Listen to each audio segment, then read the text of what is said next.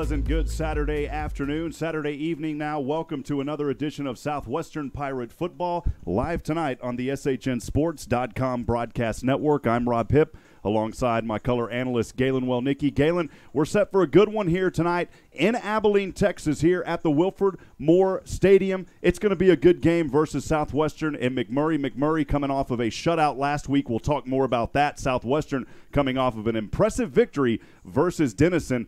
Galen, set for a good one here. We'll talk about the weather and more, but your early thoughts on this one before we get started, Galen. Yeah, it's a pretty typical Division III setting for this game. We've got a small, cozy stadium. It's a nice stadium with good facilities.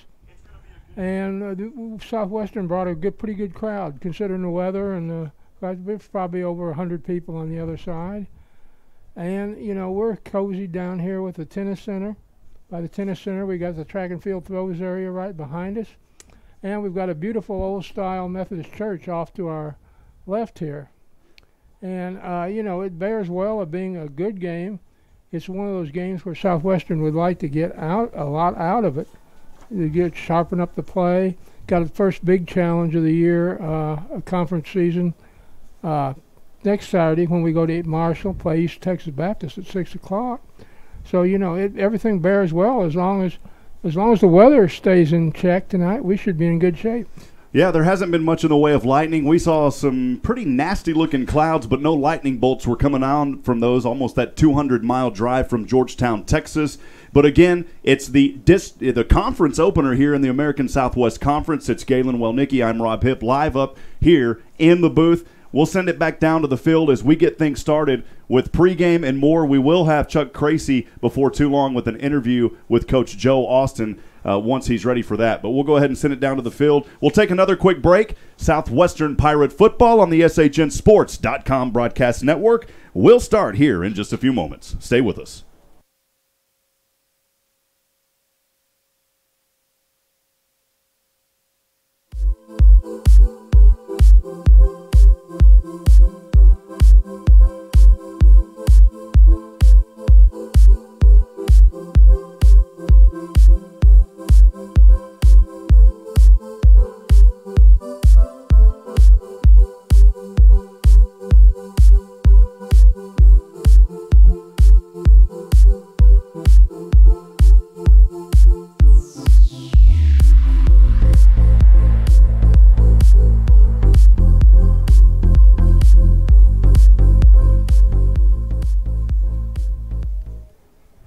Welcome back to Southwestern Pirate Football, the American Southwest Conference District Opener, or Conference Opener, if you will. I'm Rob Hipp alongside Galen Wellnicki. Thanks for spending your Saturday with us here on SHN Sports as we're about to get things started in just about 6 to 7 minutes or so.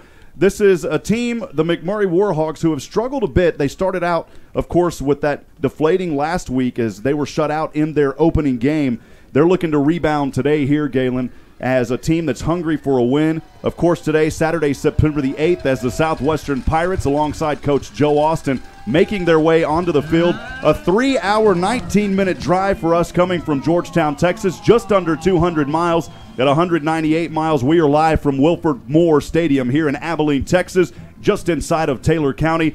At the corner of Ross Avenue and Hunt Street. It is an artificial turf, as you can see, of course, on your video screen. A beautiful facility that was opened in 1937. Seats 3,200, has a track that goes around it, also used for soccer. The winds today may not be much of a factor. A little bit of a cold front blew through. Winds out of the north around 9 after that front. Temperature at 70 degrees. Last week, Southwestern on the road, of course, this week, but last week at home, they opened up 1-0, defeating the Denison Big Red 42-21. And then on Thursday night of last week, McMurry lost at home right here on this field, August the 30th, to Trinity's. They were shut out 44-0. A tough loss for them as they are trying to get things in groove. But today, a different story. Southwestern trying to keep things alive and trying to keep all of their things going here in this ball game. Galen, again, set for a good one here from Abilene, Texas. We'll keep talking through here as the national anthem will be played in just a few moments. Galen, this is a team, a storied tradition, as Southwestern leads the all-time series between these schools, 9-8-4. including Southwestern winning the last 3 meetings, 2015 through 17, since Southwestern reinstated football back in 2012. Of course, a program that lay dormant for 62 years. Galen, talk about the resurgence of Southwestern, of course, winning that SCAC championship in 2016, and then last year finishing third behind 2 of the top teams in the nation here in D3, and now this year poised for more great success. Yeah, and it's, there's so much experience coming back this year. And the schedule, if they can get off to a good start this year, two of the first next three games after tonight are going to be against strong opponents, East Texas Baptist and Mary Hardin Baylor. Mary Hardin Baylor showed that they're definitely not going to slump this year. They came out with a 91-7 victory today in their season opener against Albright.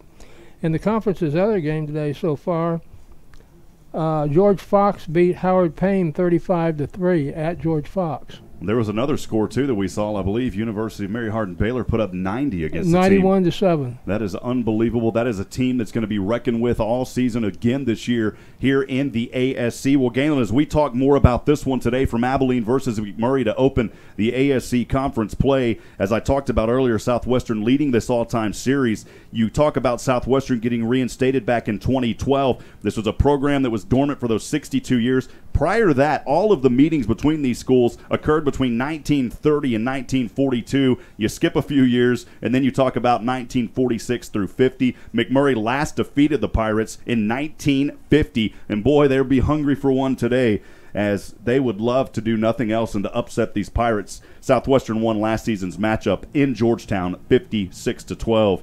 Talking about Southwestern featuring a total of 23 starters in total that are returning, 13 of those on offense, 8 on defense, and 2 in special teams.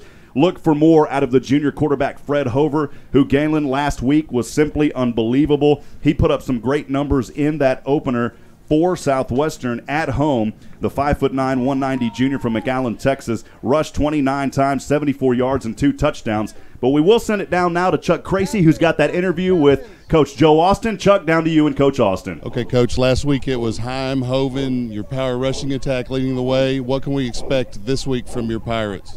The same thing. Same thing. We expect our defense to play really well, building off a great effort last week.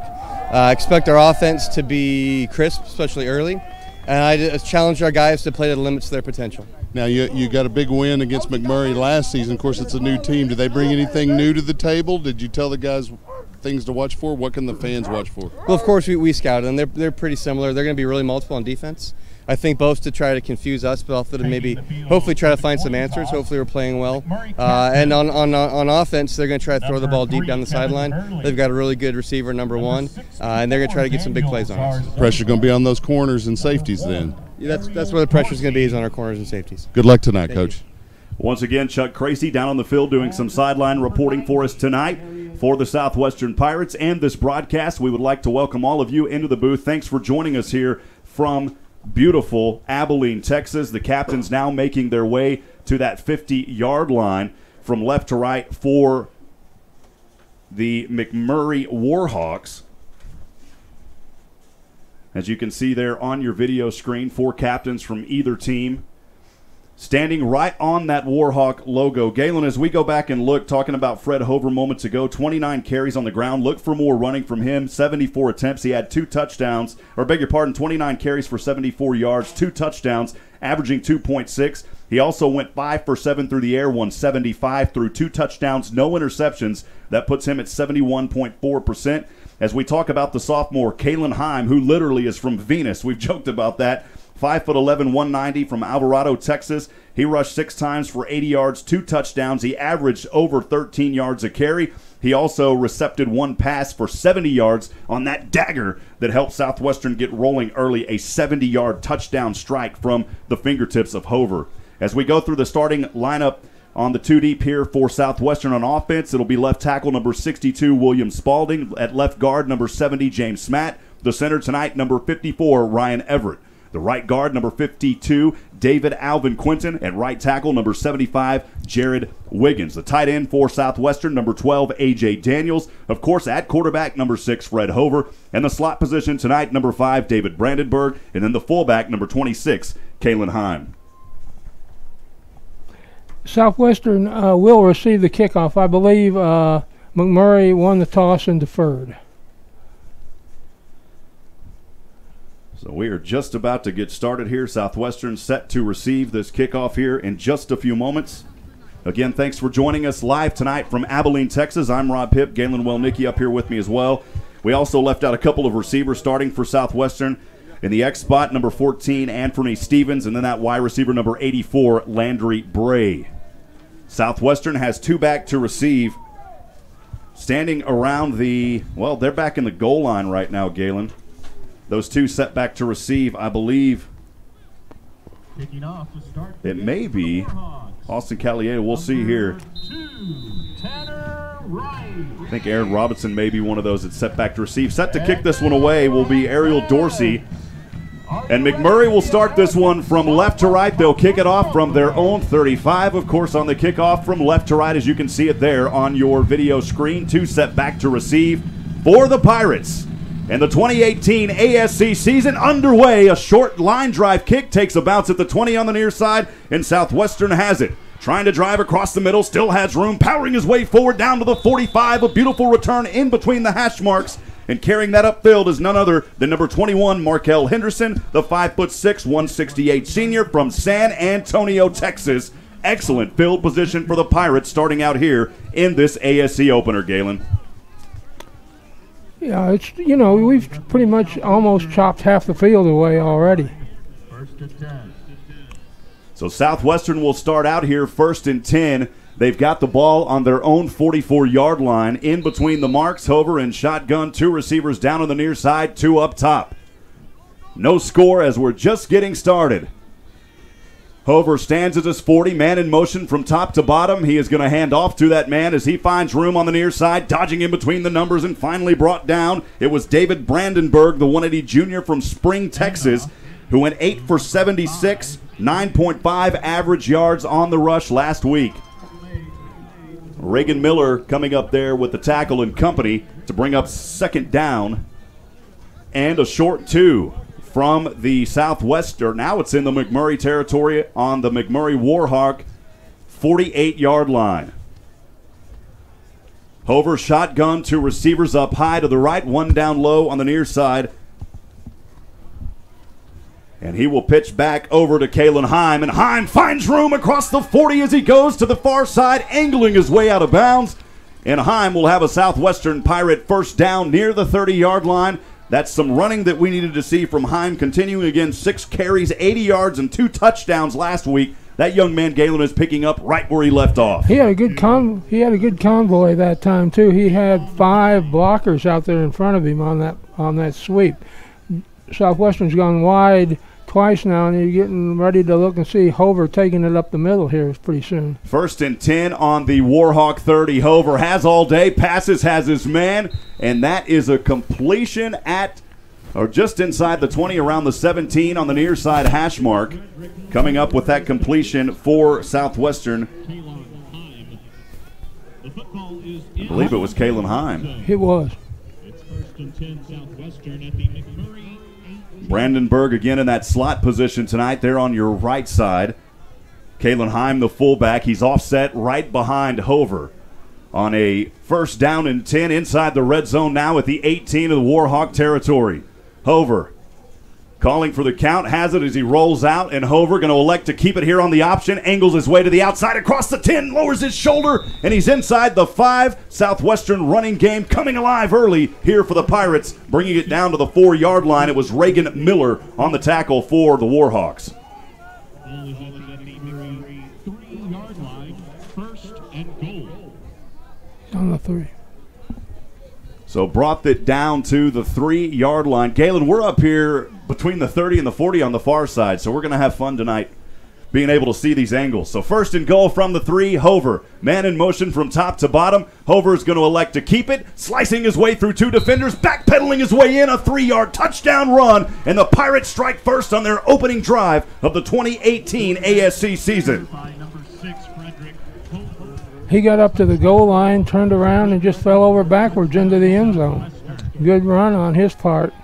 And the wide plays had set up that where there was kind of a split in the middle. Luke Fierce set to go for the extra point here.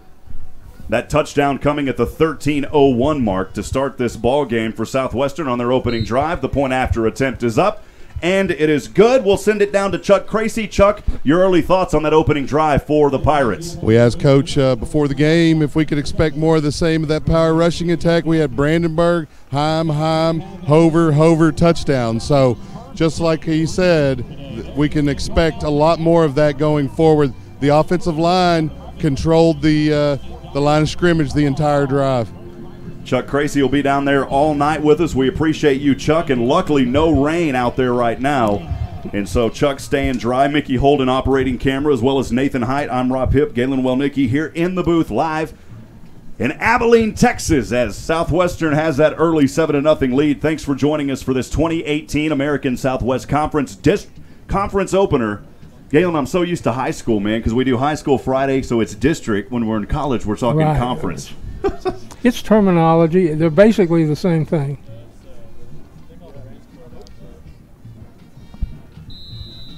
Kicking this one off for Southwestern, number 82, Will Herbst. Will Herbst will kick it from right to left on the near side hash mark at the 35. A high arcing back over end kick, and it is fielded at the 5-yard line, and a fair catch. I don't think the young man down there, Spencer Knox, number 25, meant to fair catch that, but he did. And that will be detrimental field position starting out for the McMurry Warhawks. They're going to have to go 95 yards, Galen. You can't stand there and just wave your hand over your head. They're going to automatically deaden the ball right there. First and 10 for the Warhawks. Now they're bringing them, letting them bring it out to the 20 for some reason. Yeah, he's got it actually all the way up to the 25. So we'll have to clarify what the rule is on that, as he had it waving at the 5. So 75 yards to go here is what McMurry will have to work for. The quarterback, Kevin Hurley Jr., 6 foot 180 junior, on a 1st down and 10 from his own 25, finds the completion to the wide receiver Eric Dorsey, and Dorsey will have a pickup of a few. Has the ball up near the 30. A nice tackle there by the ASC Defensive Player of the Week, number 10, Hayden Smith for Southwestern. Hurley in shotgun. I believe it's Stavian Smith behind him as the running back in that 2 slot. And no, it is not. It's Doyle Hughes. That's who it should be. Doyle gets the handoff to the near side hash mark as he tries to go up the middle, then angles his way to the near side. Only a pickup of 1. On a 2nd down, it'll bring up 3rd down and short. McMurry will have the ball on their own 32-yard line. 12:13 to go, opening quarter. First drive for McMurray. They trail 7-0 as Southwestern scored on their opening drive. They had easy field position, if you will, to start out with, though, Galen. Hurley shotgun, 2 receivers on the near side. 1 Lone Ranger all alone up top from left to right. Gets the low shotgun snap, throws it across the middle, has his man on the far side hash mark, and that will be enough for a McMurray 1st down near the 42-yard line. Dorsey with the reception, and Christopher Crawford with the tackle for Southwestern. Appreciate the fine work of Michael Francis helping us spot up here tonight. He's also does color analyzing for us in some of our high school games. Thank you, Michael, for being up here in the booth, brother. 1st down and 10, McMurray on their own 41. Hurley in shotgun, trips this time down on the near side. Instead, going to hand off to his back and trying to bounce his way around. And on the far side hash mark, only a gain of 2. The tackle made on the play by Grant Mitchell. And Galen trying to get a view of that number there, the running back for McMurray. Look like 19. Yeah, it is 19. Fred Jones. So a little change up here in the starting lineup for McMurray. Jones is the back behind Hurley on a 2nd down and 8 from their own 43. The Warhawks go from left to right. 3 stacked down as triplets on the near side. 1 lone receiver all the way up top for McMurray. Shifting around as Hurley comes to the near side, incomplete. The intended receiver was Tanner Clark around the 50-yard line. And that will bring up 3rd down. Tanner Clark is incomplete. And I believe 7, Galen. I think they've got that wrong on the clock. It may be 2. It's 3rd down, and from here it looks like 7. About 7.5, 8. Yeah, so really, it is closer in reality. to 8. 3rd down and 8. The ball on their own 43-yard line. McMurry, Kevin Hurley Jr. out of Dibble, Texas, and Dibble High School. In shotgun, stepping back. Has good protection across the middle. Has his receiver fighting for his way at the half-century mark. They'll give him the forward progress in between the lines. A pickup there by Tanner Clark, and he's 1 yard shy of the first down. That's going to bring up 4th down and short, and McMurry not going to go for it here. They're going to punt this one away, I believe, Galen. Ben Brockman, the linebacker, coming up with that huge stop. If you give him another yard, that could have been enough forward progress for the first down. 2 back to receive for Southwestern. Landry Bray on our near side.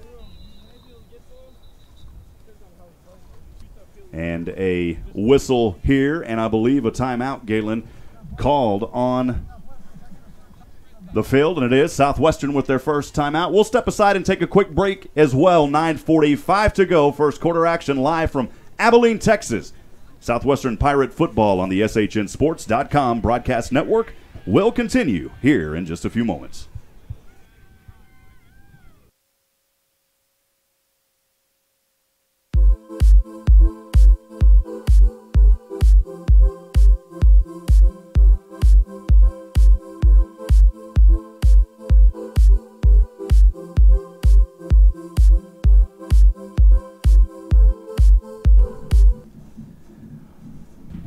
Back in action we are. 4th down and a short one. McMurry lines up to punt this one away. I believe it's Hurley Jr., number 3, set to punt this one away, the quarterback. And again, 2 back to receive for Southwestern. It's Brandenburg alongside Aaron Robinson, if I'm not mistaken. We'll make sure that we get that as the game goes along. 10 minutes and 1 second here to go in the first quarter. Southwestern leading. And you got to be careful here, Galen. You don't want to see any sort of a fake punt. High snap here, and Hurley will put this one up in the air. It's going to sail to the near side, and fair caught at the 16 by Southwestern's Landry Bray, and that's where Southwestern will start their second drive of this ball game. Their first drive started out on their own 44. After a short kick, Southwestern capped that drive off by a 6-yard touchdown run by quarterback Fred Hover at the 13:01 mark. The score 7-0. So the Pirates will take the field here, Galen, on their own 17. So a little better field position if you're a McMurry fan against your opponent this time. You realize that McMurry at one time was known as the cradle of coaches. This is where Grant Taft started. And it's also the alma mater of Jason Dean. Did not know that. Jason Dean, the head coach of the Georgetown Eagles in high school. First down and 10 on the 17. A direct snap this time back. Hover is going to move out of the way, and that's Kalen Heim. And Heim will power his way forward to the 24-yard line. A healthy gain on first down, and that was a great triggeration play called by Coach Joe Austin and his staff on that play. Tom Ross, also the assistant head coach and the co-offensive coordinator, so Ross has a few tricks up his sleeve, Galen. That's a play we didn't see last week at all. We didn't see anything similar to that. Second down and 4, Southwestern on their own 24, in between the hash marks from right to left. Hover this time gets the snap, going to keep it here on the option. On the near side, angling to the 30, and he's finally drugged down by a couple of Warhawk players after a gain of just 1 or 2. And actually, he may be close to the first down. It was Xavier Dunn and company on that tackle. We got a penalty flag down. There's some laundry, as Galen just said, laying there around the 31. Boy, you talk about a cool front that blew in, Galen. I don't feel much of it. A hold is going to be called against Southwestern, so what would have been close, if not a first down, will now go back. That's an unfortunate error there by Southwestern, one of those mental errors that you don't want to see happen early in these ball games, Mr. Wellnicki. No, you don't. You know, you want to play your goal when you come out is to play a clean game, and you know, little ticky-tacky mistakes like that keep you from having a clean game. This early is just another thing that can snap your momentum. So Southwestern now second down And a long 8 from their own 19. A little flip and dip and has his man Hipp. Hipp between the numbers, turning on the speed across the 50. What a catch and a run after by Hipp. As boy, Hover just kind of flipped that one up in the air at the last minute. Hipp will run it across the 50 into McMurry territory. He'll be all the way down to the 47. What a play by Hipp. That shows you what kind of quarterback Hover is. He was going to run the ball. He couldn't, and all of a sudden he made the adjustment and threw the ball over the middle. First down and 10, Southwestern in McMurry territory at the 8:34 mark. And leading 7-0. Hover back to Hipp, this time on the far side, and Hipp drug out of bounds, but he's close to another first down inside the 40.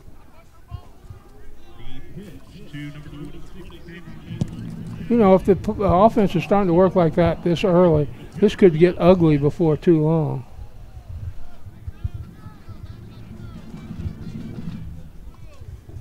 Clock at 8:08 here in the first quarter of action. 2018 opening ASC play here in the conference. Hover and shotgun, 2 receivers down on the near side. It's Landry Bray is one of them, also Anthony Stevens. And up top on the right, number 12, A.J. Daniels. Again, second down and a short 3 on the McMurry 40. Hover's going to call timeout, and Southwestern has burned 2 timeouts. Galen here within the first 8 minutes or so, and I'm not sure what went on that play and why Hover wanted to call timeouts, but they're already 2 away here just in the first quarter, Galen. Well, obviously on that one, the set play was not there. The call play was not there. Somebody was in the wrong, the defense was in the wrong place. We'll send it down to Chuck. Chuck, what did you see down there on that one? It looked like to me that as Galen said, the play that was called wasn't there. It looked like the coaching staff were calling it an audible, and I don't think Hover could really hear, and instead of taking the 5-yard penalty, decided to call timeout to discuss it. That's just what it looked like to me. Like I would switch right here to this one, and then once she gets set, then go back. You know what I'm saying? Yeah, just so it doesn't show the camera. We appreciate Chuck Cracy down there on the field. Second down and 3. The play will resume here. The ball on the McMurry 40 from right to left. The Pirates trying to find some rhythm and build on their 7-0 lead. 7:46 to go here in the opening quarter of play.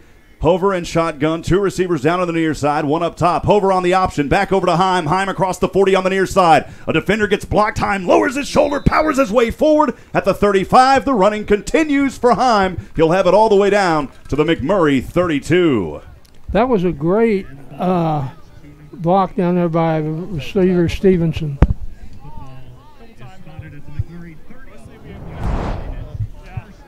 Yeah, Stevenson, a nice job down there on that block, and you can see Hipp fired up after that play on the SHN replay.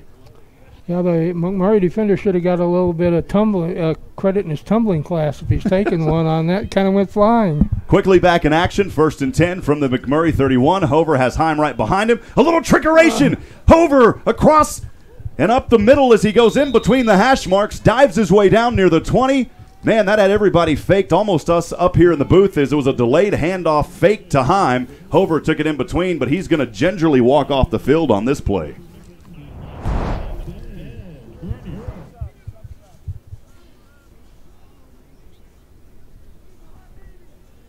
And so we will see another quarterback come in. That's going to be Craig Heiser III, I believe. We'll wait to get that official. He's the one on the 2 deep. No, it is not going to be Heiser III. It's going to be number 12, A.J. Daniels, the tight end. So Daniels will come in and play quarterback now. Direct snap to Daniels. Daniels tries to lower his shoulder and drives himself forward for a couple inside the 20. He'll be down at the 18-yard line. You remember the other day at the press conference, Daniels said he was the backup quarterback. That's right. I was going off of our 2 deep that we were sent. We appreciate all the fine work of getting information early, but of course things change, and we got to stay alert, Galen. Now Heiser will come in as quarterback. Hover still out of the game here.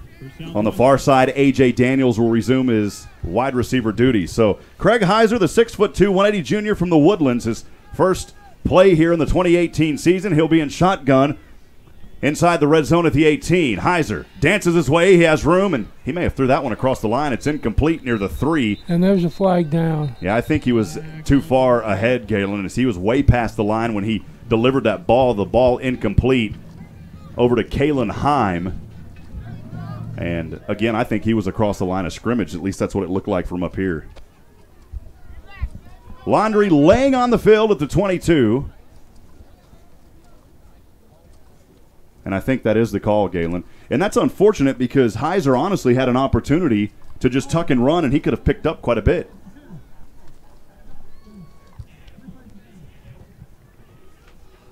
So that will move the ball back at the 5:54 mark. Pirates lead 7-0. And what was a second down and manageable 7 will turn into second down and long. They've got to get all the way down to the 11-yard line, I believe, Galen. So 2nd and 20 now from their own 28. Daniels back in the quarterback. Yep, handoff to Daniels. Daniels using his tall frame, spinning around, and he finally is drugged down at the 20 on the outside. Daniels, boy, a hard reckoning to bring that man down. You talk about a man, Galen, a 6'4", 220-pounder from Benbrook, Texas. Southwestern. It'll be 3rd down and 9 for the Pirates.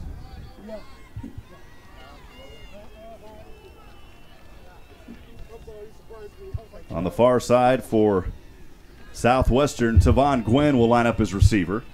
Heiser in shotgun. Has a back behind him. Heiser going to try to escape, and he will be sacked and leveled near the 30. It was Jalen Gomez, the 6'3", 225 sophomore, saying, you know what, I may be a sophomore, but you're not going to get any more soft hits. I'm going to put a hard one on you, Galen. Football is at the McMurry 27-yard line. It's now 4th down for Southwestern. That'll bring up 4th down for the Pirates. Number 33, Luke Firest.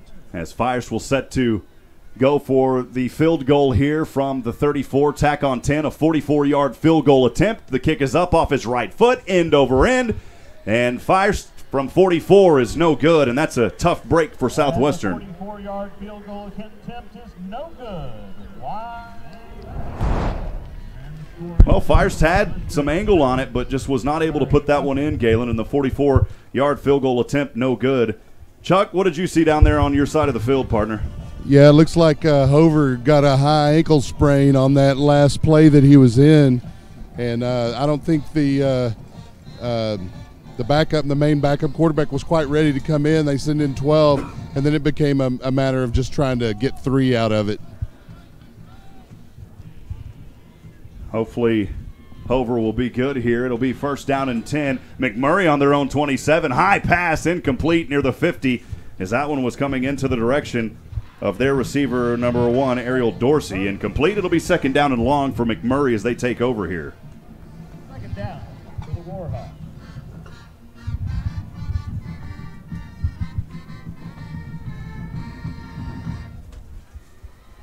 Looks like Joe Austin's over talking to Hover on the bench where he's being worked on right now by the medical staff. McMurry, a drive that's starting here on their own 27 after that turnover on downs. Hover's now up walking around.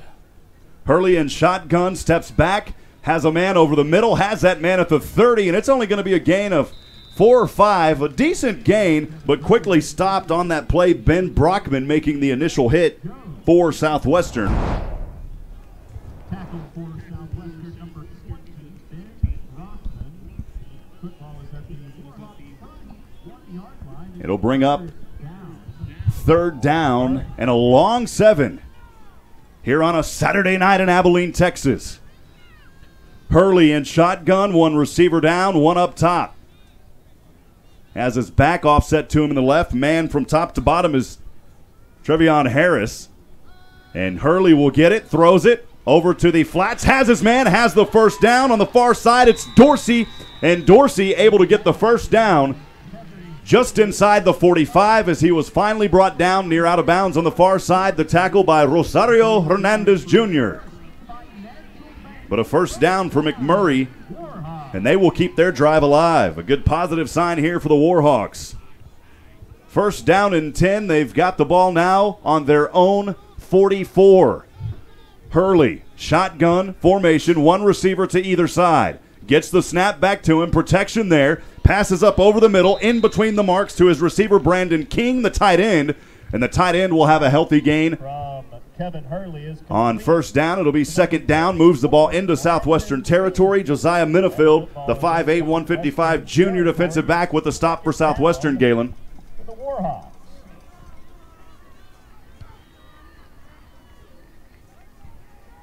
.258 to go. Southwestern leading. Clock ticking now. 7-0. McMurry with the ball, driving from left to right. Hurley, shotgun formation. Man from top to bottom is Dorsey, who had that big catch on the last play. Instead, the handoff, and he will be stopped in the backfield by the Southwestern Pirates. Nowhere to run on that play for McMurray, and coming up with the tackle there was Ben Brockman, who's already got a few tonight.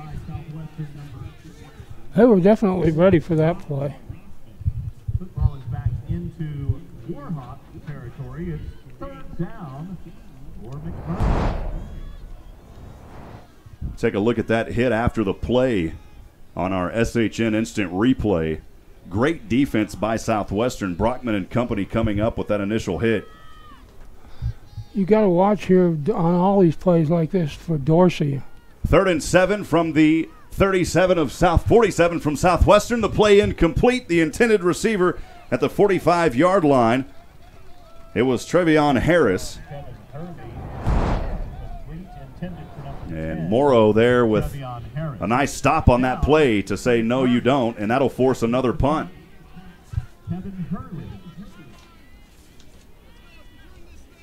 Jackson Reese also making his way in there. The 5'11", 170 freshman with 7 tackles last week.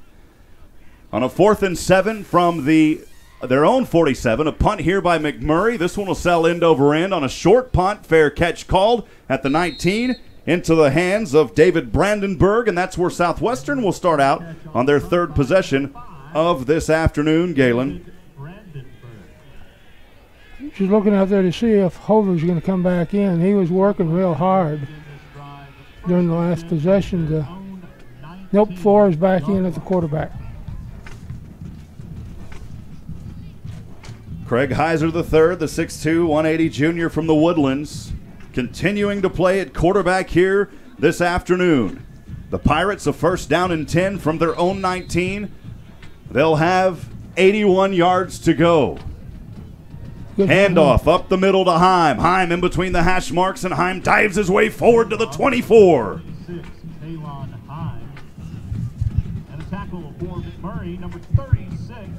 Xavier Dunn on the tackle. Dunn, a 6'2", 220 sophomore from San Antonio. 7 tackles coming into this game. He's already adding up his numbers here.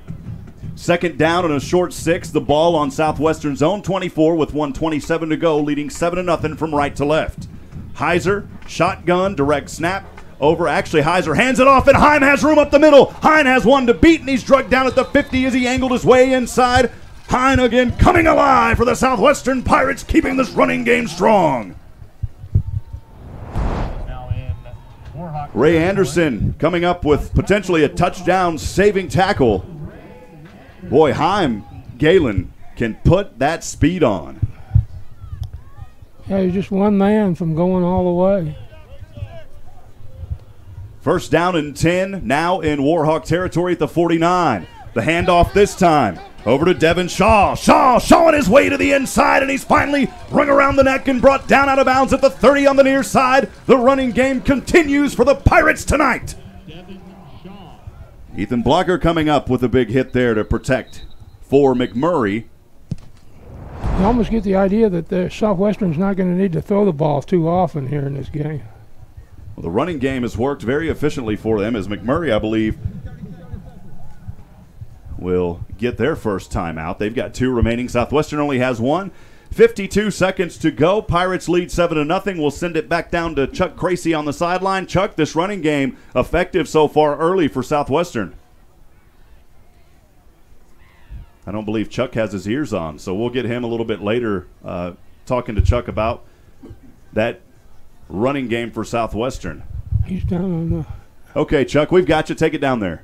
Yeah, the line is playing really well. There's been big open running lanes. Heiser has come in for Hover. It doesn't appear to me that Hover is significantly hurt. It may be just a strategy to keep him from getting further injured. You may not need him the rest of tonight. Maybe a good idea with the way Kalen Heim continues to run this ball. Southwestern in Warhawk territory on their 30. First down and 10 from right to left. Heiser in shotgun has Heim right behind him. Heim, a fumble, and luckily Southwestern able to pick it up as Brandon Berg, and he turns a loss into positive yardage for the Pirates. Boy, Southwestern got lucky there, Galen. A great bounce. Great bounce and a great reaction to the bounce.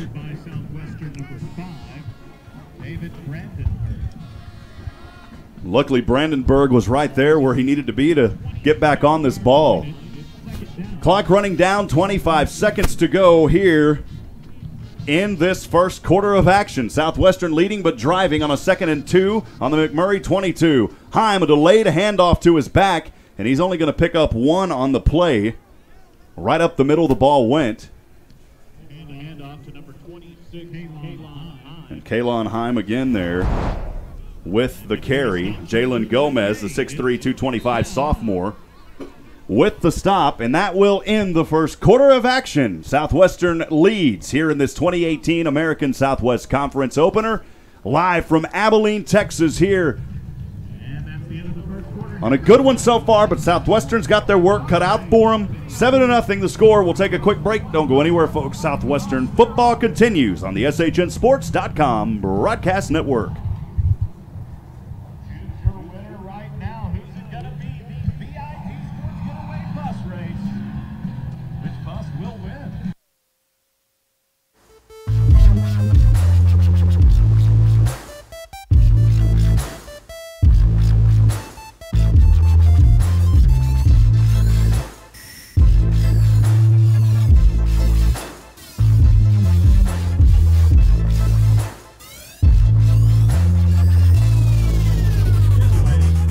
Welcome back. Southwestern Pirate football brought to you by Platinum sponsors Minuteman Press, Waterboy Graphics, Mighty Fine Burgers, Fries, and Shakes, Roger Chappelle, Berkshire Hathaway Home Services, First Texas Bank, Georgetown Jewelry, HEB, Mama Foo's Asian House, Rudy's Country Store and Barbecue, and the Sheraton Georgetown Hotel Austin Conference Center. Thank you to the sponsors. We'll get more to them as the game goes on. Here as we continue now from left to right, 3rd down and 2, the ball on the McMurry 22. And on this play, Heiser will keep it as he tries to go up the middle, and Heiser will have the first down for Southwestern at the 18-yard line in between the hash marks, Galen. 4, Craig Heiser. And a tackle for the Tackle there by Josh Smith, the linebacker, 220 sophomore. First year playing here. He looked like he had a little bit more confidence. He looked like he had a little bit more confidence on that play than he had on his previous running attempt. First down and 10, Southwestern from McMurry 18. Southwestern will be drugged down. It was a handoff over to our keeper by Heiser on the near side, and he was drugged down to the ground by Josh Smith. Heiser, and a tackle behind the line of scrimmage by number 5, Josh Smith. Good job there by Josh Smith. As you can see on the SHN instant replay, boy, he drilled Heiser. We don't need to go to the 3rd-string quarterback, Galen. No. Well, that would be Daniels probably. Yeah, we already know who it would be.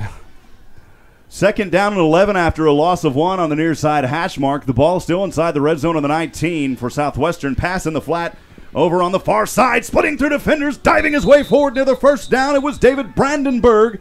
On the far side, Brandenburg may be a little shaken up on this play, though, Galen, as he's having a little bit of a hard time getting up after this one. A nice, powerful catch, and a great job, though, by Brandenburg, able to get some extra yardage. And after briefly laying on the ground, luckily that young man popped right back up, but gingerly popped up, Galen. Yeah, he would have. We got a penalty? Yeah, unfortunately, penalty on the field, as we just saw it there on the 16, and that's going to move Southwestern back.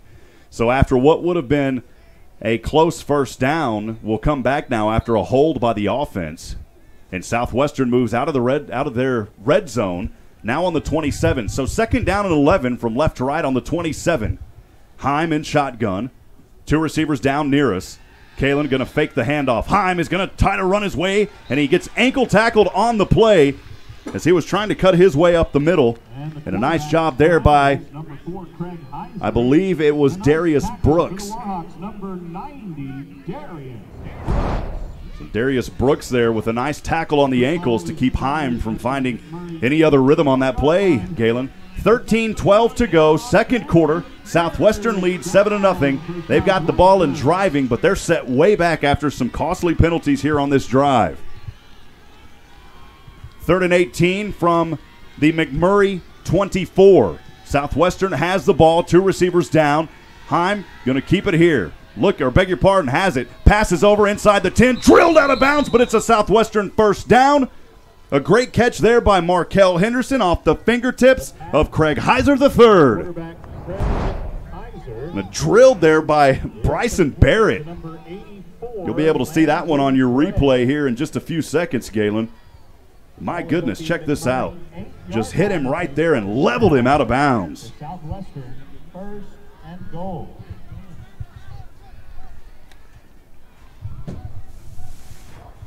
Oh, we're in good position here to try to get another touchdown. First down. Okay, Daniels is back in at quarterback. Daniels is a quarterback on 1st and goal from the 8. The snap to Daniels. Daniels is going to be stopped for maybe only a gain of 1 on the play. He just didn't get up enough steam on that one. James Humber, the defensive back, the freshman, using all 190 pounds, leveling there's to the another field. There's another penalty flag on the 1. Flag on the play.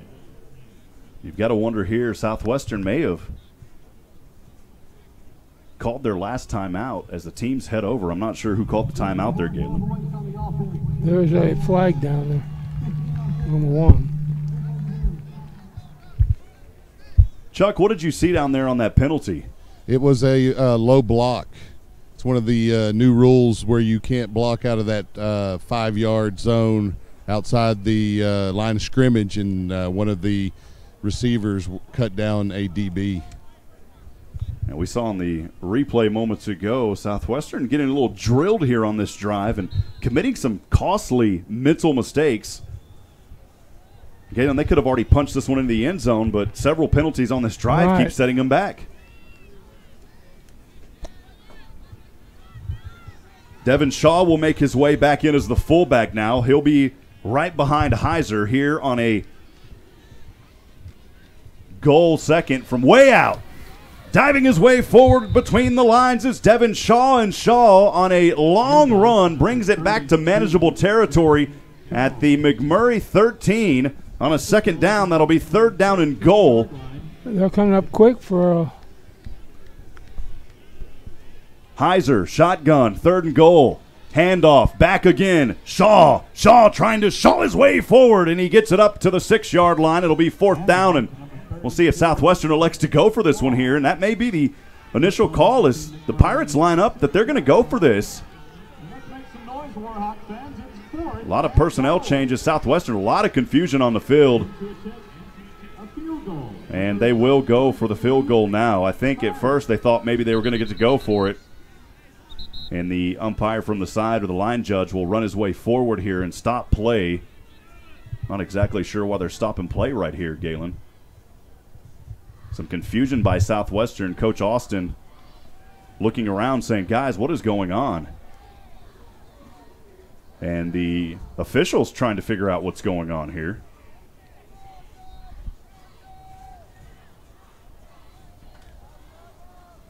Nicholas Smith headed back over to the sidelines for the Pirates.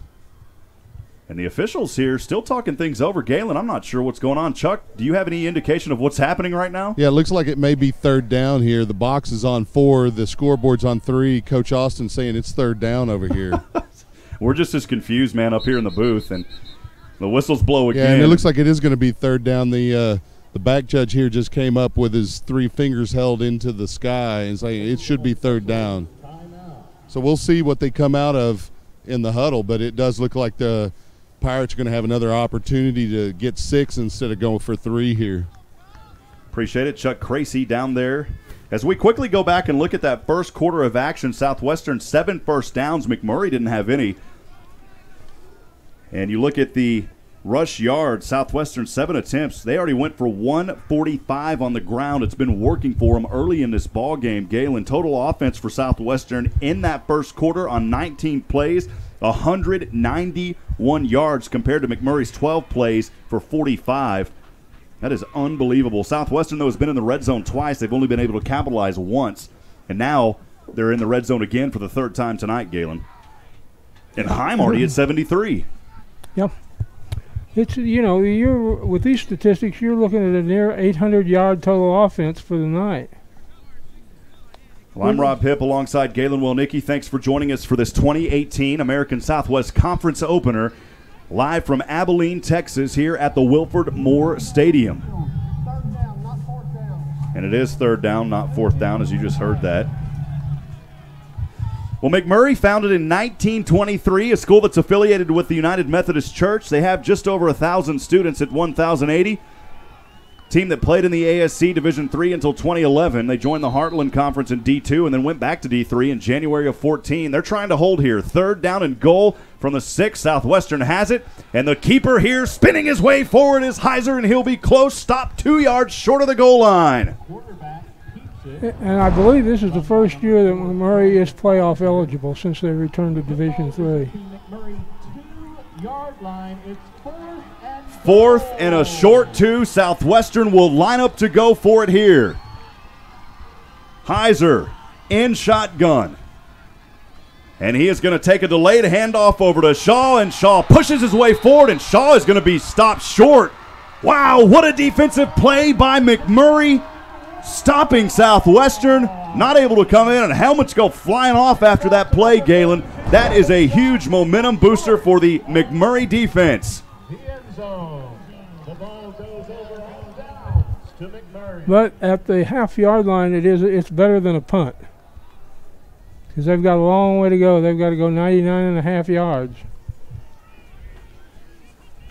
And a lot can happen when you're taking that snap in your end zone.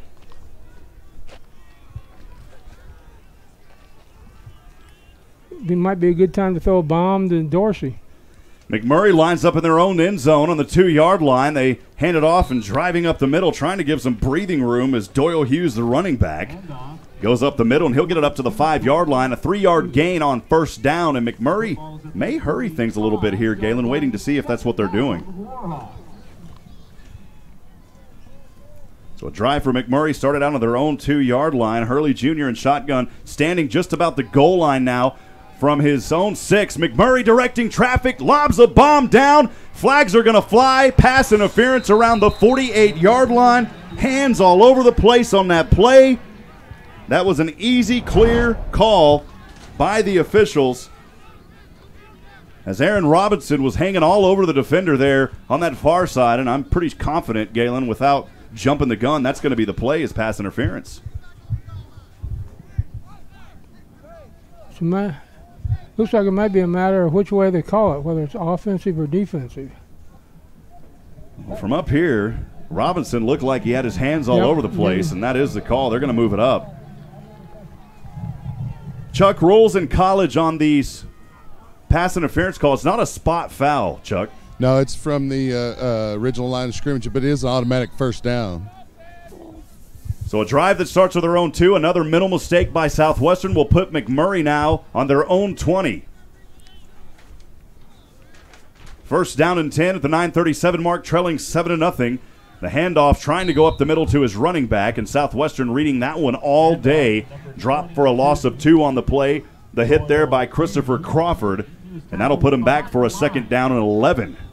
And the ball is at the McMurray 19. Paul Humphrey, the wide receiver, back onto the field alongside Spencer Knox. The tight end Brandon King heading back over to the sidelines here for McMurray. Again, 9:09 to go. Second quarter action. Southwestern leads 7-0, but on a second down and 11 from their own 19, McMurray showing some life on defense, trying to pour it over to the offense. Hurley Jr. shotgun, has protection. Now he runs to the outside, throws a dart. He has it intercepted at the 30 by Southwestern, across the 20 to the 10, angling his way to the outside. Southwestern with the interception. They're coming alive on defense for the Pirates, picking that one off. A great job on the defensive end by Southwestern. And trying to see, I think that was Rosario Hernandez Jr. Kevin Hurley is intercepted by Southwestern. It's his third of the year. Rosario Hernandez Jr. picking off here. A young man that had 7 tackles coming into this game now has his first pick in the third of the year for the Pirates. It'll be first down and goal for Southwestern. They've got the ball on the McMurry 7. The 4th possession for the Pirates in great field position on the McMurry 7. The handoff over to Shaw, and Shaw is plowed in the backfield, and he drops the ball. Are they going to say that's a fumble? The official said no, the ground called it. There's a flag over at the 1. So a flag back there at the 1. The ball did go onto the ground around the 10, as you can see it on the replay here on your screen. And that ball, Galen, from here, appeared that it came out before he hit the ground. Well, luckily in D3 you don't have instant replay review. We do. We got the McMurray coach out talking to one of the officials. Let's see what the call is down here on the field. Illegal block ball on the offense. Number 52. 15 penalty for the previous block. Chuck, I believe I heard him say ineligible receiver. Can you clarify? No, it was an illegal block by number block, 62. yeah. I want to note, though, that the freshman quarterback number 13, Austin Emery, was in on that play, and he's still in unless they just replaced him. A chop block, the call. And Southwestern, a drive that started on their own 7 after the pick, now moves out of the red zone. The mental mistakes continuing to hurt Southwestern on their 4th entry into the red zone. First down and a long goal to 22 yards. And here they hand off, rolling in between the hash marks. And that was Caleb Heim on the carry. He's brought down at the 15. On the block, it was Mark Jackson, the 6'2", 250-pound freshman defensive lineman out of Red Oak High School in Red Oak, Texas. Second and goal from the 15 for the Pirates. And we will see that change again at quarterback. As we talked earlier, wearing the 13, handoff to Heim. Actually, no, it's going to go the other way. The keeper here by the quarterback, Austin Emery, and Emery will take it to the outside inside the 5 at the 4-yard line. Tackle there by David Von Oler, the defensive back. To the McMurray 4-yard line. Let's make some noise, fans. It's 3rd and goal. They'll change it up again here, Galen, as it's still him, and the handoff to Heim, and Heim may have dropped that ball at the 5. There was a fumble on the play, but it was recovered by Southwestern. Southwestern able to pick up their own recovery on that fumble. But it is 4th and goal. Brings up 4th down and goal for the Pirates. Luke Fires set to kick this one away. A 23-yard field goal attempt. He missed his last one here at the 6:39 mark. The kick is up on its way. The 23-yarder is good, and Southwestern extends their lead 10-7. So a 23-yard field goal. Galen, the 4th time that Southwestern has been in the red zone. They've only been able to capitalize once. 1 for 4 is not a good number as you get down there, sir. No, it's not. And, you know, the temperature, the game should be about 28-0 right now. So here at the 6:34 mark in the first half, the Pirates holding on to a 10-0 lead. 4th possession coming up in just a few moments. We'll go ahead and thank some more of those sponsors making Southwestern football possible. Our gold sponsors, CJ's Catering, Double Dave's Pizza, Primerica Financial Solutions, R Bank, Randolph Brooks Federal Credit Union, Schloschke's Austin Eatery, South Star Bank, St. David's Georgetown Hospital, Texel Credit Union, and Turnip Seed Real Estate Group. We appreciate your generous support of Southwestern Pirate football. As the Pirates will set to kick this one away from left to right. The ball end over end. And filled it around the 10, bringing the ball to the near side. Still darting his way forward down to the 30. A nice return for McMurry. It was a good job there by Spencer Knox bringing that ball down. The wide receiver and also the return man. And Galen, that'll be good field position here for McMurray starting on their own 30. This is a big drive for McMurray. They need to prove that they can do something offensively.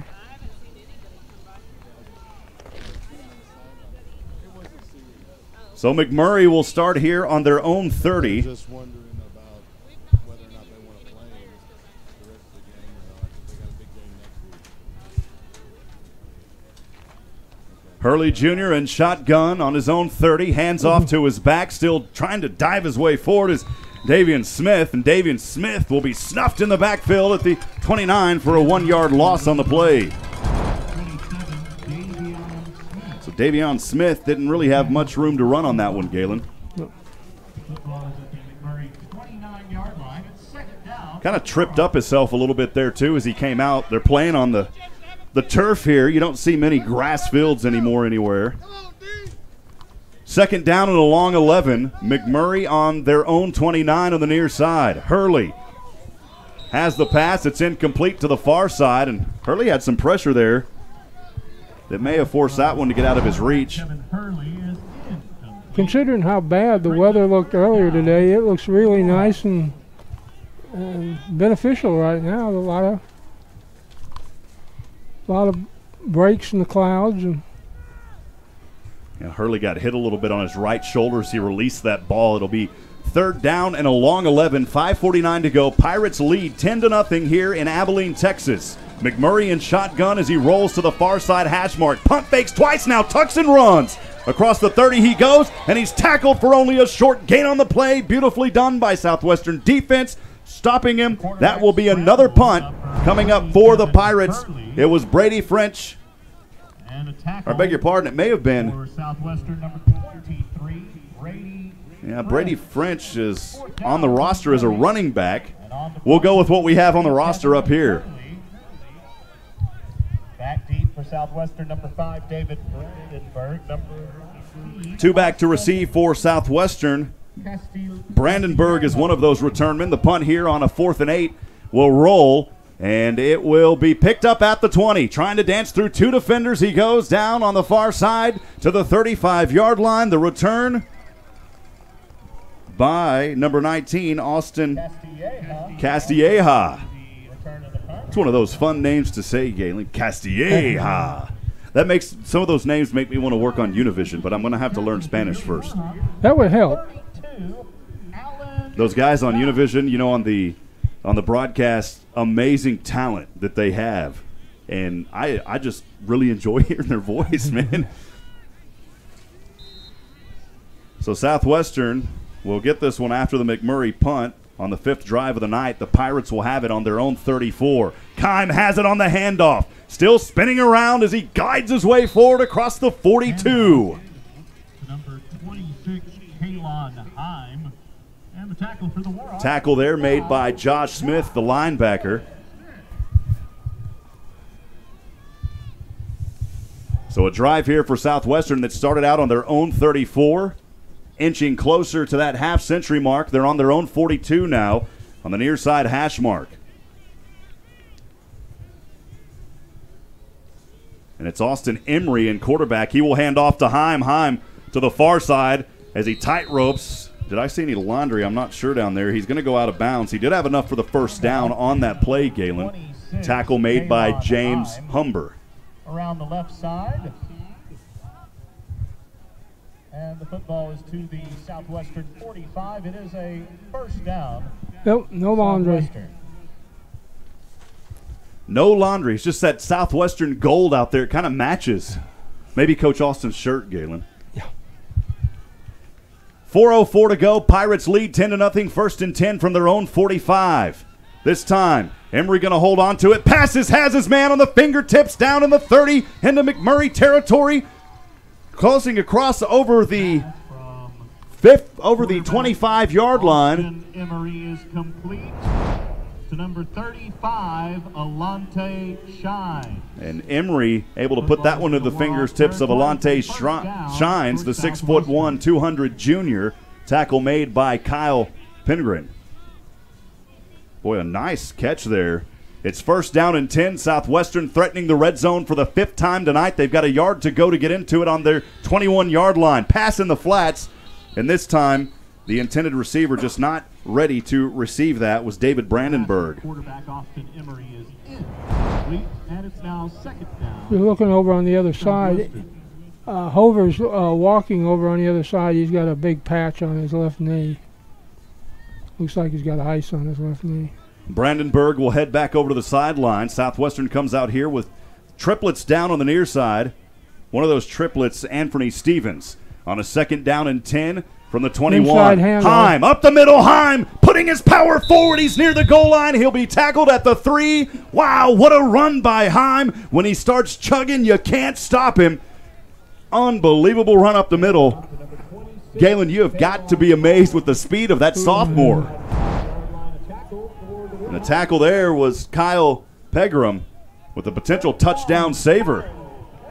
I'll tell you right now, a touchdown would put this game in pretty good shape. 3:06 to go. 1st down and goal from the 3 for the Pirates. Emery in shotgun. He is going to hand off to Heim, and Heim will grace his way across. Did he get in for the touchdown? Yes, he did. Wow, Heim doing it all tonight for Southwestern, coming alive on that rushing game. We'll send it down to Chuck Crazy. Chuck, you've got to be impressed with Kalen Heim early in this one. Every game so far this season I've watched Heim play, I've been impressed. But I've actually been a little impressed with Austin Emery's play at quarterback. He's making good reads, and he looks confident. They may not need to bring Hover back. The extra point attempt here by Southwestern. Fierce will put toe to leather, and it is up, and it is good. In Southwestern with a 17-0 lead here at the 2:55 mark. Great job by Southwestern. Galen, we'll keep it right here. Your thoughts, Galen, on this first, getting close to the end of the first half. Great running game so far. I've got to agree with Chuck with the performance the freshman quarterback's making right now. And if we don't need him, there's no reason to bring Hover back with East Texas Baptist waiting in the wings next week. Yeah, it's a good point. You don't want to bring in your star quarterback, your dual threat quarterback, Fred Hover. And the good news is he is over there walking around. He's got that pack on his – where did you see that pack, Chuck? Was it on his ankle or his knee? They were working on his ankle, but I haven't seen him with the ice. No, I see him now. He doesn't have anything on it now. He's just walking around. He's toughing it out, man. He doesn't look like he's very gimpy to me. I think it may be a minimal injury, and they're just playing it conservatively. Southwestern will kick this one off.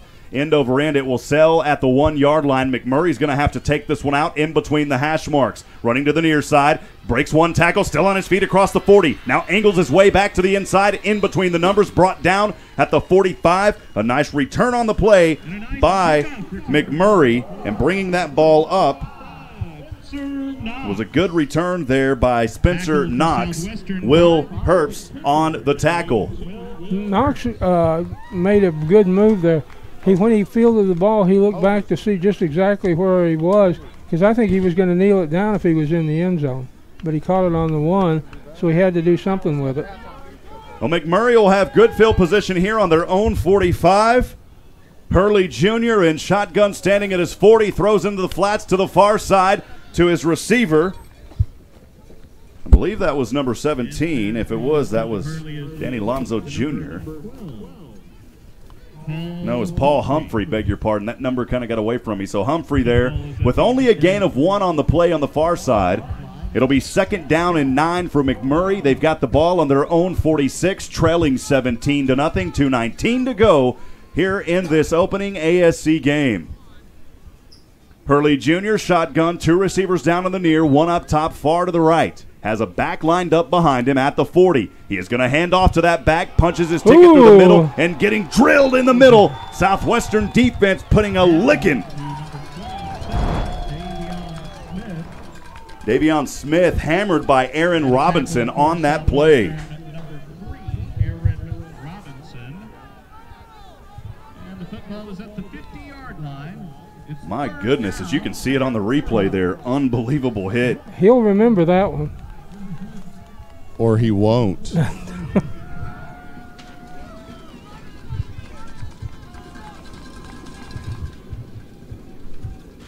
McMurry, 3rd down and 6 on the 50-yard line. Hurley Jr., shotgun, going to hand off to his back, and this time nowhere to run as he will finally be brought down. The forward progress to the Southwestern 49. A host of Pirates on that play. The handoff was up the middle to number 34, Dalton Thomas.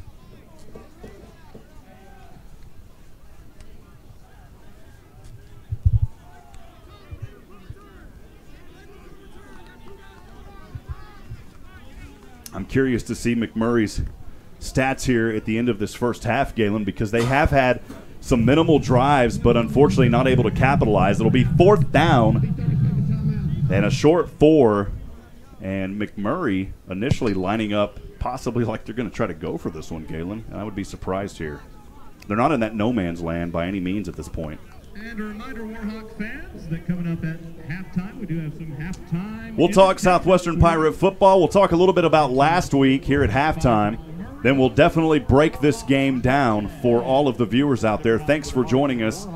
Back at home in Georgetown, Texas, and abroad, cheering on your Southwestern Pirates. And also, we want to welcome in those McMurry fans that are watching tonight that can't be here in person. We appreciate the hospitality and the fine sportsmanship and the great fans here at McMurry as well. So wanted to give them a special recognition also, Galen. Appreciate McMurry University and all the work that they helped us with preparing for this game. At the 1:19 mark, 4th and 4, McMurry will punt this one away from the 40. It's Kevin Hurley Jr., the quarterback. This punt will be caught just inside the 11 for Southwestern, diving for it. And that is where the Pirates will have an opportunity here with 1:10 to go in the first half on their 6th possession of the night. So they'll have it on their own 11.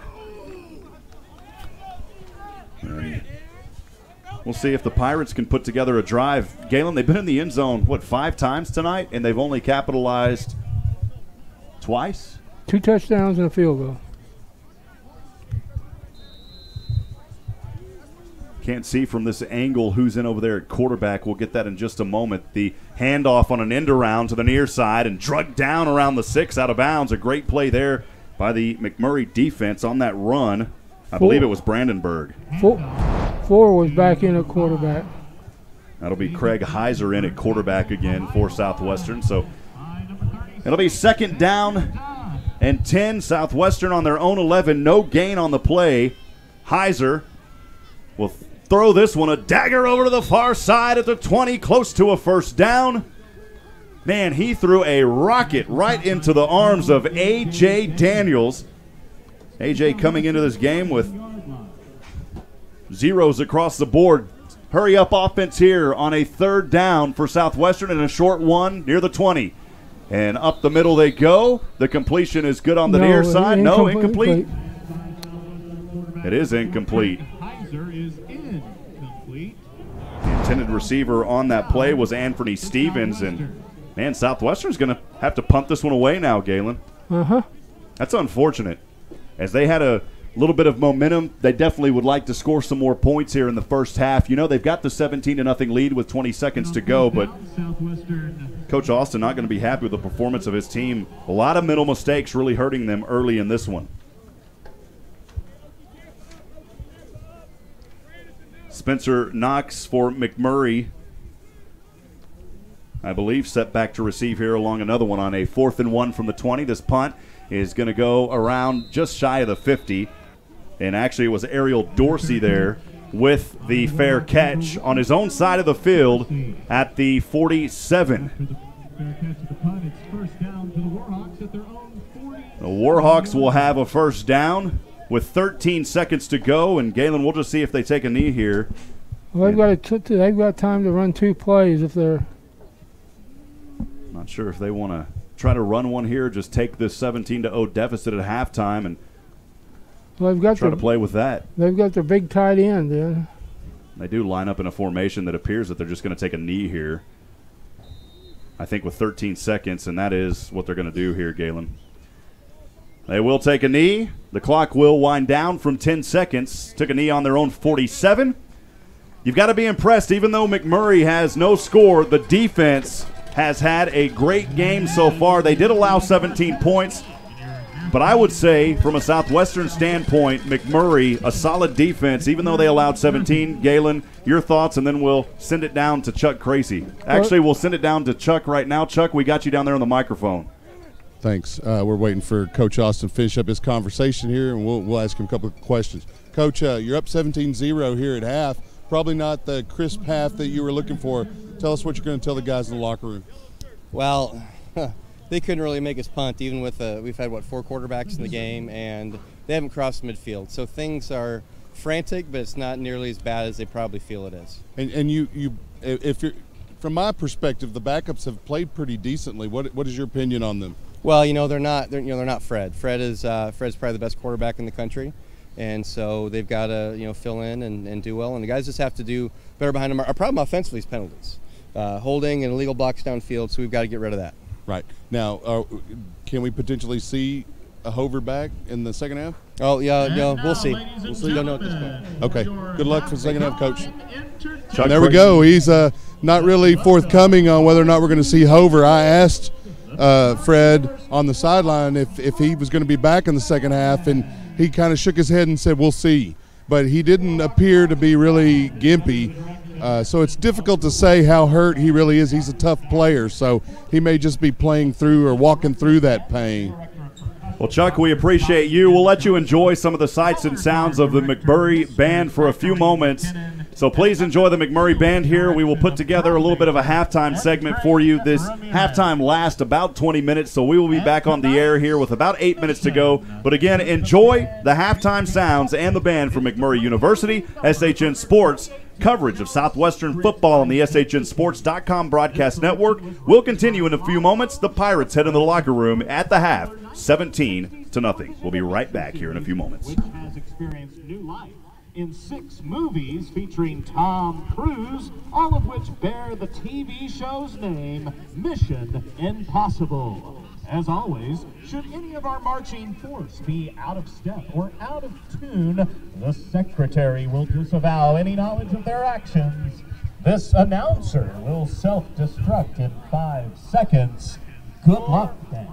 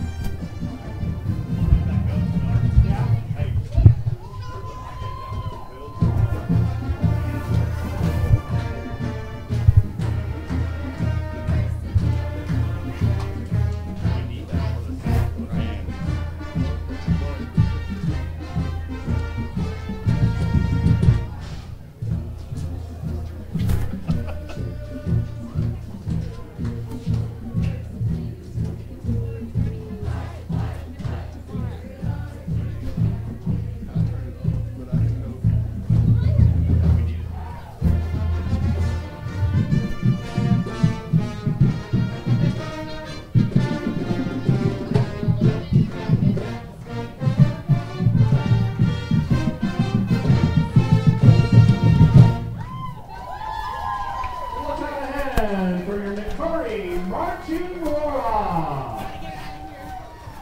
The McMurry Marching Warhawks Band is again led by Director of Bands, Dr. Patrick Fortney, Assistant Director of Bands and Director of Percussion, Dr. Johnny Mendoza, and Color Guard Director, Mr. Zachary McKinnon. Drum major for the 2018 season is Edfrain Ramirez. Dr. David Wallace is chair of the music department. On behalf of the entire music faculty, music staff, and music students, the McMurry University thanks you for your attention. Go Warhawks!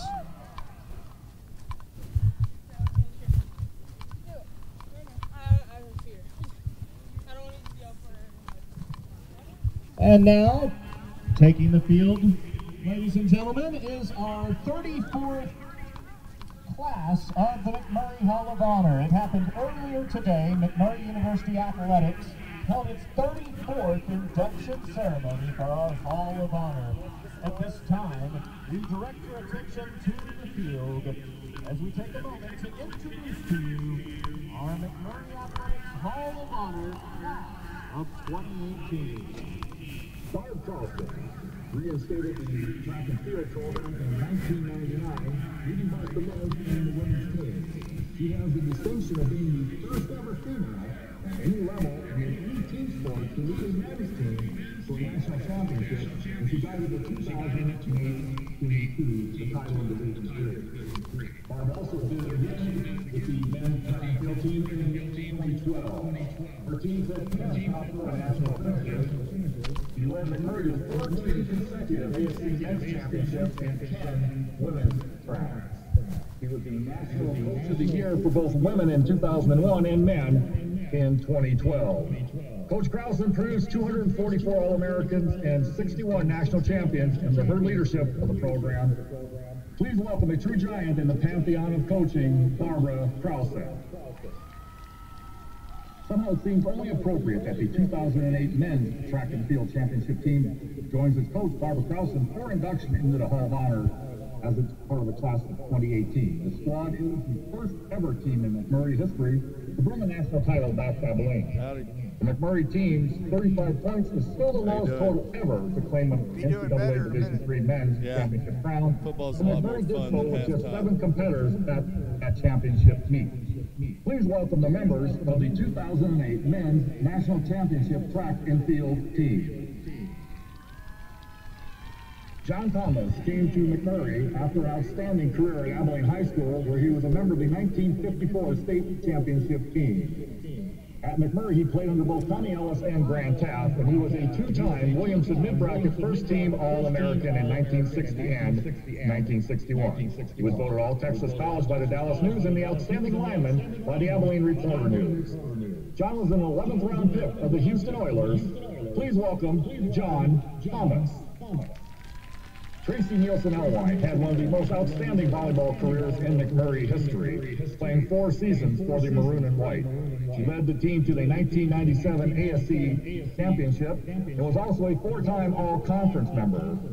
Tracy was a very important part of the program as it transitioned between the NAI and NCAA Division III. She was the TIAA Freshman of the Year in 1993 as well. Nielsen was a second-team All-SC in 1996, first team in 97, and was also the ASC co-MVP as a senior.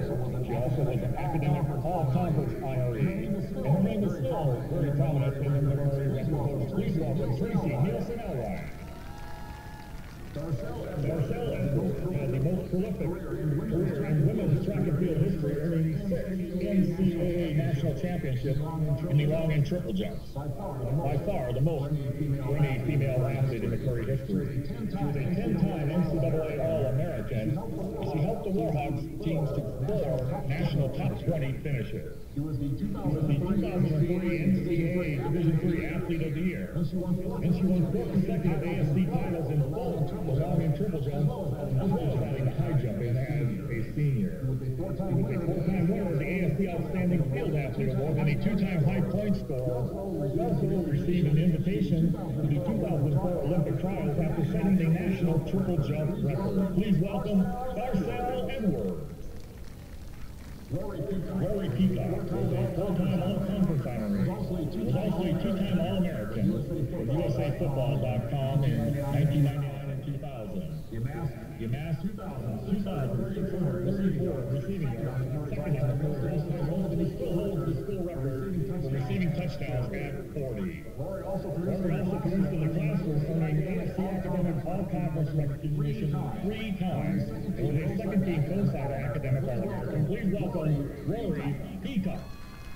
The winner of our 2018 Brown and Clara Brown Awards, which recognizes exceptional support during the McMurry athletics program, goes to Brandon Donnell Taft for their long history of giving to McMurry athletics. Currently, they have a $200,000 matching gift. Well, friends, welcome back to Abilene, Texas. Rob Hipp alongside Galen Wellnicki. Galen, it's been a story of Southwestern, and even though they lead 17-0, this has been a penalty-ridden game for the Pirates. That score, let's be honest, should be a lot higher than it is. The penalties costing Southwestern. Also credit McMurry's defense as well, doing a little bit of damage on the Pirates, Galen. Yeah, you get penalized 6 times for 75 yards, and your opponent doesn't get penalized at all. That's not good. And then McMurry, Southwestern got 328 yards on 48 plays. But, you know, it was sporadic, and a lot of it was dented by the penalties. Well, Southwestern, my goodness, you look at this, Galen, 32 carries for 218 yards here in this ball game. Kalen Himes sharing the bulk of that with 112 yards. He's got 1 touchdown, 27 yards his longest run. He's averaging almost a first down every time he touches the ball. Devin Shaw, who came in at quarterback, he's also touched it 4 times and gained 37 yards. And then you also look at Frederick Hover, who went out with that injury. It doesn't look too serious, but we may not see him return. We don't have any information on that. He touched the ball on the rushing end 4 times, 33 yards. And then Brandenburg also with 2 carries and 19 yards. On the passing end, Austin Emery 1 for 2. He's got 34 yards. And then Craig Heiser 3 for 4 for 30. His longest one was 16. Emery's longest one was 34. We look at the receiving end, Galen. Kalen Heim not only talking about this young man tearing up the turf with 112 yards, but then you add in another 46 yards. He's 160 or over total yards tonight all-purpose. Alante Shines with 34 yards on 1 reception, Bray 1 reception for 16, and A.J. Daniels 1 reception for 12. This has been a rushing game for Southwestern tonight, and it's working, Galen. You know, this is a good game for Southwestern and to get some of these backup quarterbacks some playing time. Because simply, you know, you can't just automatically create a laboratory for these guys to get experience. And there's always a chance sometime during the year you might actually have to depend on these guys. Hover can probably come back if they want to bring him back. But it's nice to get these guys, and especially to have something with the true freshmen showing good. Because that's good, because that's somebody that's going to be developed along the line to possibly replace Hover. Well, this is a Kalen Heim, and we don't want to make it a Kalen Heim game, but so far tonight he has been distributing most of the wealth out of his own running game. It's been going around to other players as we switch the camera back over to the field tonight. And, Galen, it's about 5 minutes to go before we kick things back off. A game so far that's been in Southwestern's favor. I'm kind of wondering what we're going to see in this second half, though, if things are going to change, and hopefully some of that mental preparation. It'd be kind of neat to be in the locker room with Coach Austin and see what he was talking about. You know, Heim has touched the ball 14 times and got 158 yards. You can't argue with that. That's a pretty good bit of productivity. The Pirates are out right now, loosening up, and McMurry's down there finishing up their congratulations on their Hall of Fame inductions tonight. And there are some pretty darn good athletes that they involve. This school has good athletes over the years, over the whole spectrum of athletics. It's a good school, and you know, it's a school with a modest enrollment, just barely over 1,000 students, and it's a very serviceable university, and one of 3 in this town. This town has 3 very good church schools. Well, we talk about McMurry, Galen, you know, over 1,000 students at 1,080. founded in 1923. I mentioned earlier they played in the ASC Division III until 2011. Then after that, they joined the Heartland Conference back in Division II, and they decided to get things back into D3 action in January 2014. The Boards of Regents voted to move them back. And tonight, a team that was shut out last week, so far shut out here. You had a stat earlier that I wanted you to mention, and I forgot what it was. You had mentioned something earlier when we were talking, Galen, that was very intriguing, and I can't remember what it is. I can't either.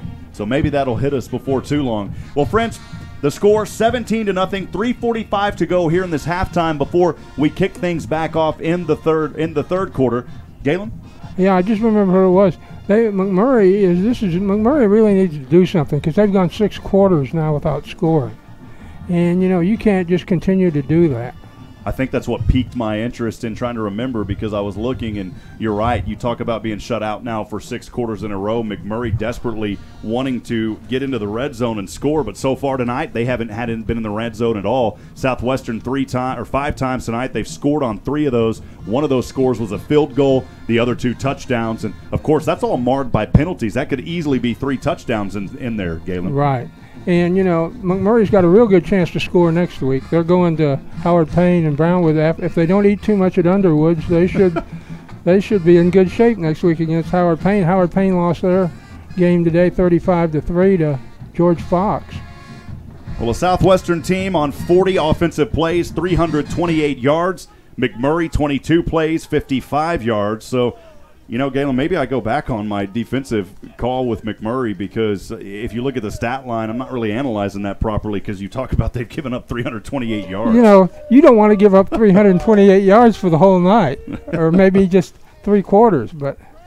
Well, as we go ahead and thank some more of our sponsors here, the silver sponsors for Southwestern University this year: Antioch Georgetown, Chick-fil-A, Georgetown Commercial Properties, Georgetown Shirt Company, and then the bronze sponsors also making Southwestern football positive here and making it happen: Be Creative, Boomtown Escapes, Chisholm Trail Pediatrics, the City of Georgetown, Don Hewlett Chevrolet, Eagle Wing Home Services, Gary Brown CPA, the Georgetown Title Company, Hillstone at Wolf Ranch Apartments, John F. Lewis CPA, State Farm, Featherstone Agencies, and Upstream Investment Partners. Thank you for your generous support of Southwestern football here in this 2018 season. Galen, I wanted to mention too, for the UT fans, they're up right now 21-0 over Tulsa, second quarter, 2:57 to go.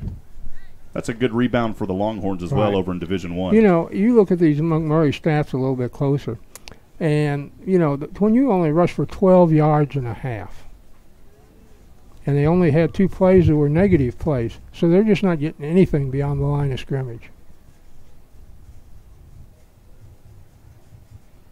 Yeah, and that's not going to cut it. You've got to figure out a way to get more yardage and get things rolling here, and we'll see what happens, Galen. A lot of football left here tonight. 2 more quarters. Georgetown Southwestern's got an opportunity to put some more points on the board. Will they shut out this McMurry team again here tonight for the second game in a row? They shut them out through 2 quarters, 6 quarters total now that McMurry has not scored. They've got to get a score of something to get some momentum in this offense, Galen.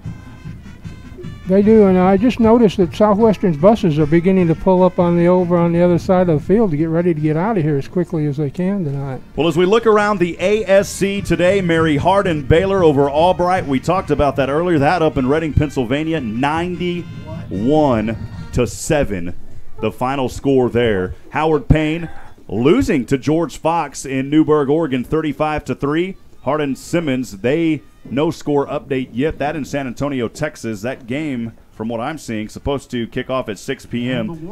And we have other games across the ASC that are supposed to kick off as well, but no scores on those. So we've only got those 2 scores. I'm sure those other games, some of them have started, but we'll see. Anyways, back in play here. Third quarter about to start off, and Southwestern will kick this ball to start the third quarter, kicking off for the Pirates.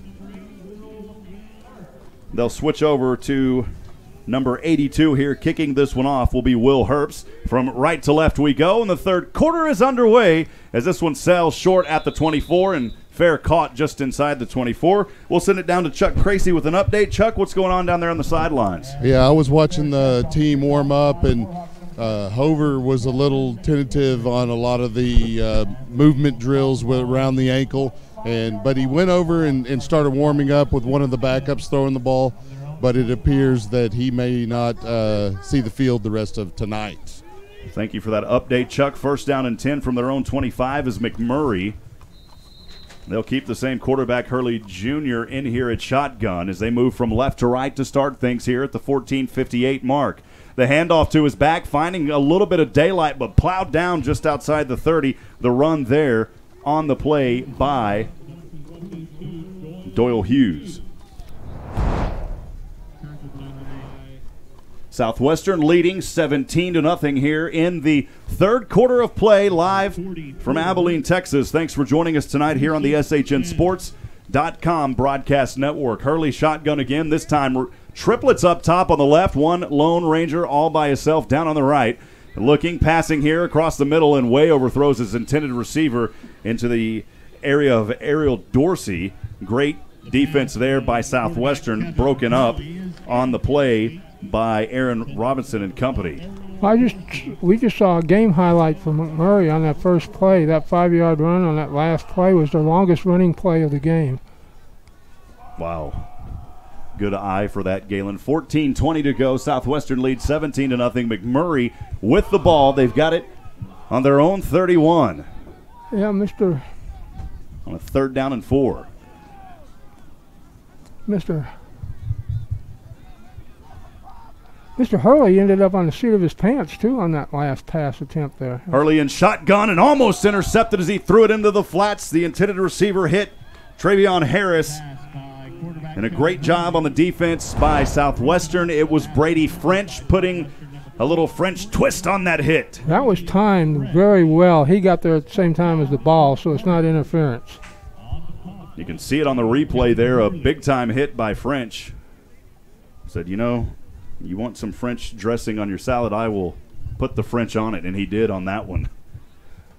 On a 4th and 4, punting this one away. 2 back to receive for Southwestern. Brandenburg and company down there, and Brandenburg will fair catch it on the near side, just on top of the 30, and that is where Southwestern will start over here in the third quarter for their 7th possession of the night. Southwestern scoring on their first possession as they came out of the gates early, looked pretty solid. It was a run by Hover as he punched that one in, 7-0 at the 13:01 mark. Then Southwestern scoring again, this time a field goal on their second possession, a drive that started from their own 17 at the 4:28 mark. But that field goal, Galen, actually no good. We move down to the 4th possession. Southwestern scoring this time, starting out all the way on the McMurry 23, capped off by a field goal. And that is where we stand here on 1st down and 10 from their own 30 is where Southwestern will start. They hand it up the middle on the near side hash mark.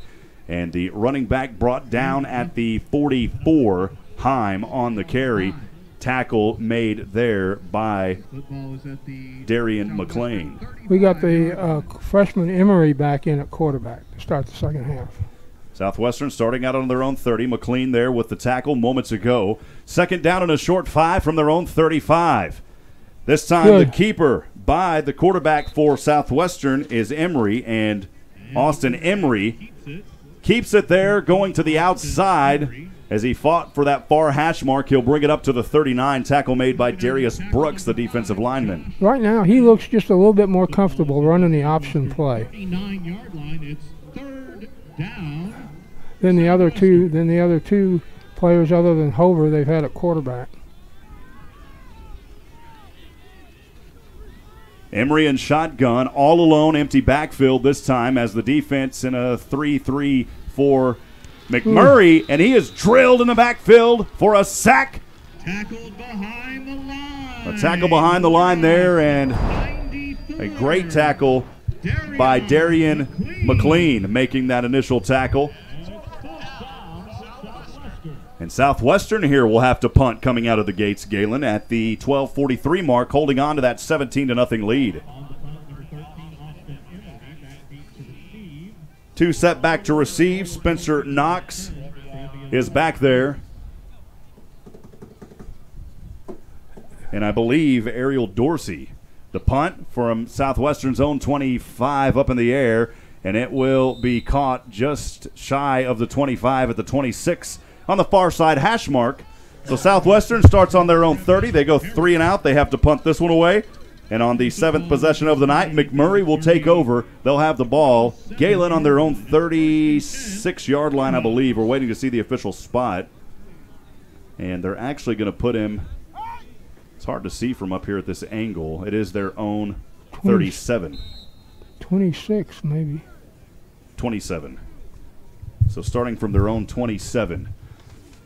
And a handoff up the middle to the back as he cuts his way to the far side hash mark. Doyle Hughes on the carry, the 5'10" senior for McMurry. Doyle Hughes, 3 carries, 6-yard gain, only netting 5 yards running in that first half of play. We talk about a first half where McMurray, 10 carries for 9 yards. That's not going to get it done. A drive starting on their own 27. They're at the 31, 2nd down and 6 from left to right for McMurray. Hurley Jr. shotgun. He's being chased down by 2 defenders. Now has to hurl this one away, and it is almost caught at the 45, but the play broken up by Southwestern. On that play, it was number 24 breaking up that pass. That would be the junior Rosario Hernandez Jr., the sophomore. That's the second time in this half, too, that they've rattled Mr. Hurley a little bit with the tackle. It'll be 3rd down and a long 6 for the Warhawks. They've got the ball on their own 31. Hurley in shotgun has a back to his right. Triplets down, 1 receiver up high as he rolls to the inside hash mark. Now at the 25, punt fakes, throws, and tries to swipe a dagger to his intended receiver. It's incomplete at the 40. Defense coming up for Southwestern on that breakup was Ben Brockman and company there for the Pirates, and another 3 and out for McMurray on their second possession here in the 3rd quarter. They'll have to punt this one away as well. Southwestern has 2 back to receive. Brandenburg and Bray. Well, Brandenburg's one of them on the near side, trying to get an angle on that far. Actually, that's Cassiella out there set to receive. So it's Cassiella and Brandenburg. The punt here, and Cassiella will say, let me fair catch it at the 35 on the far side hash mark, and that's where Southwestern will take over here for their second possession of the 3rd quarter, Galen. 3 punts we've seen, 8th possession for the Pirates. And again, they'll have the ball actually on their own 31. They'll go from right to left. Down for Southwestern at their own 35-yard line. And now they move the ball up actually to the 35. Initial spot was at the 31. They move it up.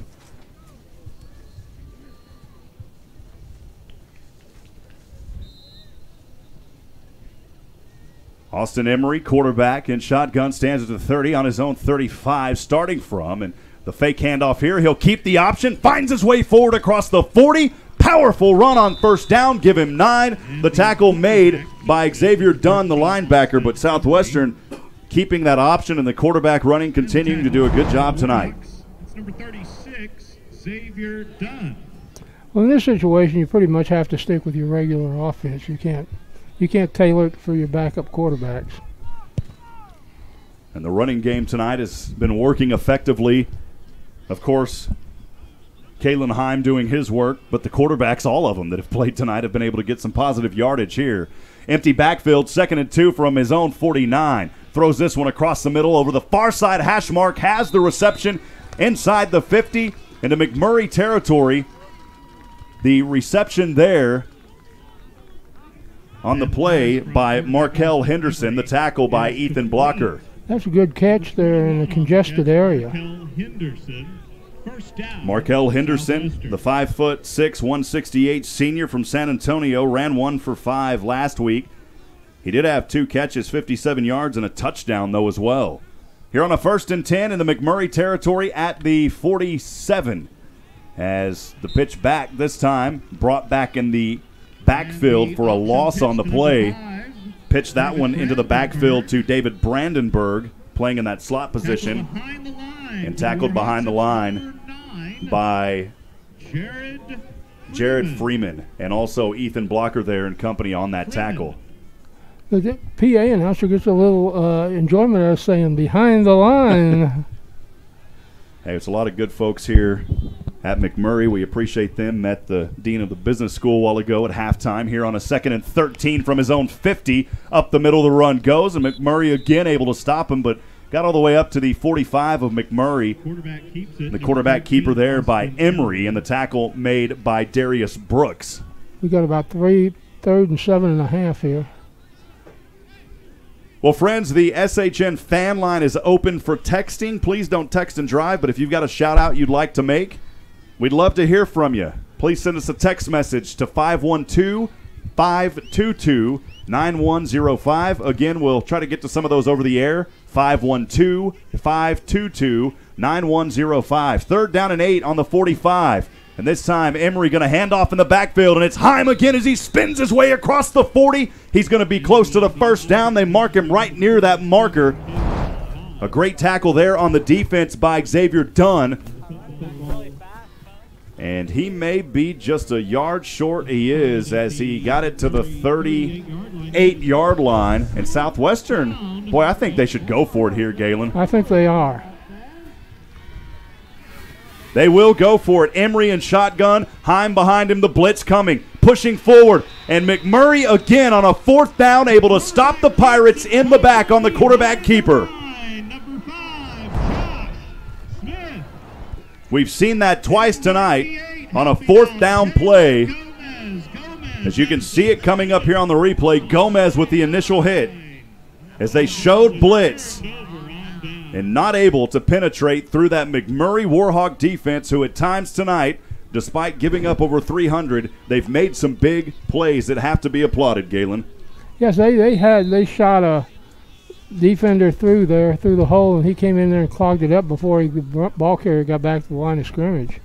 The 8th possession of the night for McMurray. They'll have the ball on their own 39.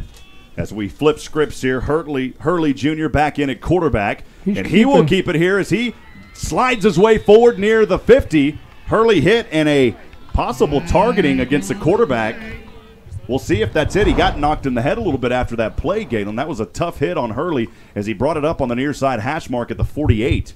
Waiting to see what that penalty flag is. Hurley was already down on the slide, and he may have got knocked in the noggin a little bit there, and luckily, Galen, I believe he popped right up, but gingerly. We can see it on the replay here, Galen. Uh-huh. Yeah, that's exactly. He got targeted. The officials are going to talk this one over. Chuck, what did you see down there? You know, I didn't get a good look at the hit, but he slid down, and the hit came after he went down. I'm not sure they'll call targeting, though. I don't think it was helmet to helmet. I think they just fell on him when he slid. Well, we saw it on the replay here, and I didn't want to jump ahead and call it targeting when it wasn't. And sometimes you can have an unintentional target. In any case, that's going to move the ball way up now to the 37-yard line. McMurray's got it now in Southwestern territory, trailing 17-0 with 8:06 here to go in the 3rd. And this time, the Southwestern defense for a sack in the backfield at the 39. He came close to having a late hit on that one, too. Ben Brockman again coming up with the big hit for Southwestern. 2nd down for McMurray. The ball is in Southwestern territory. Brockman coming into this game with 12 tackles. He's been adding to that list quite heavily tonight. 2nd down and 15 for McMurray. They've got the ball on the Southwestern 41. Hurley throwing this one. It's incomplete, just inside the 40. Josiah Minifield on the coverage there. The intended receiver out there, I believe, was number 25 for McMurray, Spencer Knox. It's incomplete, and it's now 3rd down. So 3rd down and long for McMurray. They've had some good plays at times on defense, which has led to the offense having an opportunity, but they haven't been able to capitalize. Trailing 17-0, 7:30 to go here in the 3rd. 3rd and 15 from the Southwestern 41 on the near side hash mark. Hurley Jr. with a man in motion from bottom to top. He's got trips now at the top. Hurley steps back. Now he finds a hole inside. Tucks and runs across the 40 to the near side, chasing into the numbers. Now he's knocked out of bounds at the 30. Tripped up, and he'll be close to the first down and be stopped about 2 yards short. Great job by the Southwestern defense on that near side. Joel Hatiko coming up with the initial hit. And this will bring up 4th down for you. 4th and 2.5. a little bit inside 3, officially 4th down and 3 for McMurry. Here with 7:12 to go, they'll actually say, yeah, it's 4th and 3, really. The scoreboard showing 4, but as we see it up here, it's 3. The ball spotted on the 30-yard line of Southwestern. Hurley has a back to his left. High snap. He will hand off to that back as he tries to duck his way forward. And, friends, he may be stopped just a yard shy of that first down. The ball carrier on the play had a good look at it. It was into the hands of Fred Jones, I believe, as he lined up back there. It's short of the line to gain. So they'll call it just a little bit short here. McMurry turns it over on down. And McMurry on 4th down gets a little taste of their own medicine as they turn it over. Well, Murray, coach out on the field, he's not exactly happy with the spot.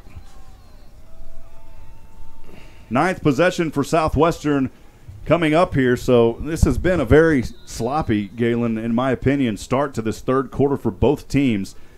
As McMurry came out, they had to punt the ball. Southwestern's punted, McMurray's punted. Then on the 8th possession on a 4th and 1, Southwestern couldn't convert. And now they'll start here, 1st down and 10 from their own 28. Stepping back, the handoff to Keim. And Heim has room on the far side. Galen still on his feet, dancing around, but the flags fly yet again. And he does get 11 yards on the carry, but this one may be coming back on a hold. Joe Austin does not look happy over there. He ripped his headphones off and came down and I think said something out there on the field to somebody on the field. Xavier Dunn with the tackle at the end of that play. And, Coach, you're right, not very happy with what he's seeing right now. Chuck, what did you see on the field? It looked like Bray came up to block the defensive end, and he caught him right on the side of the shoulder to knock him out of the way, and it could have easily been called a block in the back. His head wasn't in front of the defender, and I think Coach Austin was on Bray. I don't think he was yelling at referees.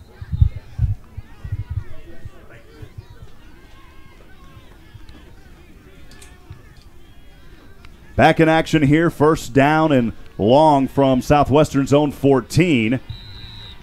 As not able to do much on that play. I believe that was a keeper, wasn't it, by Southwestern, Galen? Mm-hmm. Emery. Scramble by the quarterback. So Emery trying to scramble there. Darius Brooks on the tackle. He only brings it up to the 25-yard line. 6:12 to go. Third quarter we are here in Abilene, Texas.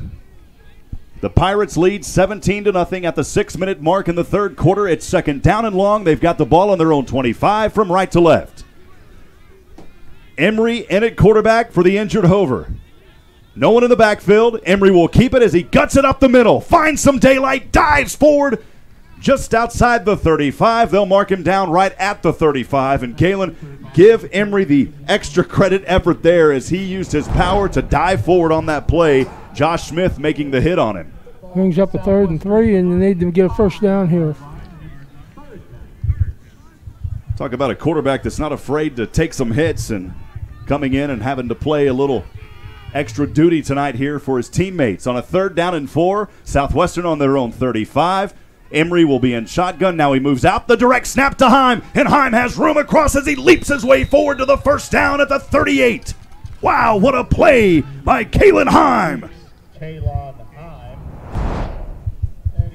Christopher Vasquez getting a hit there at the end, but not before Heim doing some acrobatic work on his own. That's one of those plays that can be really effective as long as you don't get in and trap yourself into using it too often. You go to the well too often. It's worked tonight for Southwestern on several occasions. We've seen it. As Austin Emery will line up in shotgun, Heim below him. One receiver down here on the near side and 2 up top on the left. 1st and 10 from their own 44. It's Heim to the outside. Heim in between the numbers and the far side hash mark as he angles his way and knocked out of bounds. He should be close to a Southwestern 1st down. Once again, Emery shows that he's got a good touch on the option play. Xavier Dunn with the hit there. And Kalen Heim. We're going to call it the Heimrich maneuver as he's been doing it tonight big time. A little Heimrich maneuver out there for Heim. Heim I knew we'd think of one as the season went on, so we'll have to see if there's going to be any more Heimrich maneuvers here in this ball game. First down and 10 on the McMurry 47, and this time Emory is going to hand off to his back on the delayed handoff, a gain of a few on the play. That went to Devin Shaw, the ball carrier. Jared Freeman with the hit on that play. Devin Shaw coming into this game, 1 run for 8 yards. He had a pass, 1 for 15 as a reception. Third quarter we are, 3:54 to go in the third. Second down and 7, the Pirates have the lead on the McMurry 45, 17-0. Emory, the delayed handoff to his back, and this time the McMurry defense reads it. No gain on the play. The birds starting to fly on defense on that play for McMurray. So Devin Shaw getting another grab there. Mark Jackson with the stop. Tackled for no gain by number 99, Des Turner. Also saying Des Turner from the PA had a little bit of a hit on it. Southwestern now on the McMurry 45. Third down and 7 for Caleb Heim. He's got David Brandenburg in there with him. Shaw is the back behind him. Brandenburg in the slot. Turnaround, handoff. No, a pass over the middle. Has his man at the 20, across the 5, angling his way in, diving, leaping. And did he get there in time? He is brought down at the 1 after he leaps forward. What a play by Southwestern. Over the middle, into the hands of his receiver. Tavon Gwynn. And Gwynn gets it to the 1-yard line. Tavon Gwynn there with a nice play for Southwestern as he leaps forward. Tavon Gwynn, everyone. And now on a keeper here. And the quarterback keeps it, number 13, 1-yard touchdown run by Emory, and Southwestern put 6 more on the board after a drive that started out on their own 28-yard line. Impressive that time. Galen has a couple of big runs, a nice, huge pass at the end of that drive to set up that 1-yard touchdown run on the keeper by Emory. You know, I don't want to get in the position of coaching, but it looks like Emory is solidifying his position as the number 2 quarterback right now. Luke Fire set to extra point as it goes up, and no good. He's missed a couple of kicks tonight. He went off to the right. And that kick no good. And it will be Southwestern 23, the Warhawks nothing with 2:42 to go. We'll step aside and send it down to Chuck Cracy. Chuck, what's going on the sidelines after that drive by Southwestern? Great play call by the coaching staff. The play prior to the touchdown run by Emory, the pass to win. They'd been softening up the middle with Heim, and the McMurry defense started ooching in the box a little bit, weren't expecting Emory to roll out, and nice touch on the pass. Great play call. Thanks as always, Chuck Cracy. Down on the sidelines, making the trip in the Swagger Wagon with us tonight. You know, I had to rent a Dodge Grand Caravan, Galen, and I'm going to tell you, man, there's nothing wrong with driving a Caravan. I enjoy it. Nathan drove and helped us out, too. Nathan had to drive through some pretty crappy weather on the way up here. Sometimes there's no other word to describe it, Galen. It was bad at times. 2:42 mark we are. Southwestern leads 23-0 here in Abilene, Texas. They'll kick off from right to left at the 35. Total leather off the left foot, end over end the ball sails, and it will be bounced around and caught just inside of the 20. Still on his feet, angling towards the inside hash mark, and brings it up to around the 30-yard line for McMurray. It was Ariel Dorsey there on the return. And McMurray will have an opportunity, but Galen, they're running out of offense here. They have got to find a way to score, as you talked about earlier. 6 quarters now, closing in on 7 quarters scoreless here in this 2018 season. They haven't scored yet. 23-0 the score here in Abilene, Texas. They'll have it, first down and 10. They'll start this drive from their own 30-yard line. The last drive resulted in a turnover on downs on a 4th-and-1 stop. Hops up, is intercepted at the 35 by Southwestern on the tip. Still on his way, dancing through defenders. Now going towards the outside hash mark. What a play by Southwestern, getting the second pick of the night. It was Brady French coming up for the Pirates. It's 23. Southwestern, number 23, Brady It's actually Jackson Reese, the DB. Well, 23 on our sheet here is Brady French. There's 2 on my roster.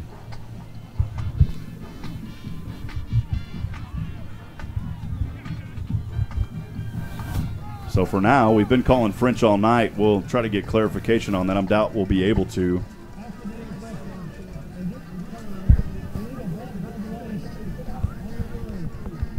So it is Southwestern ball after the interception. And on their 10th possession of the night, the Pirates will have excellent field position here, starting out deep into McMurry territory.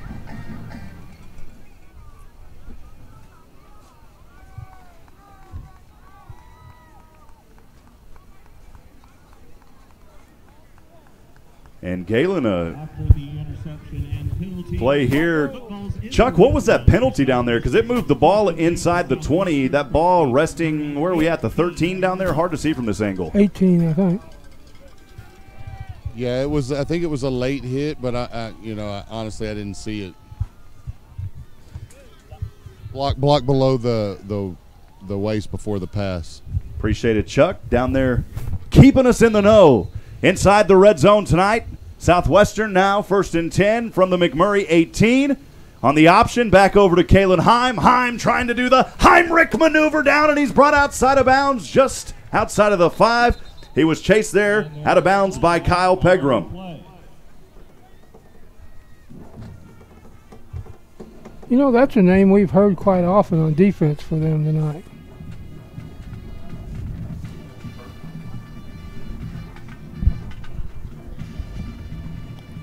We got another flag down there. He's sitting on top of the official's foot just about. Pegram doing some damage tonight on his own end. And 1 tackle coming into this game from Olson, Texas, Olson High School, 6'1", 175 senior.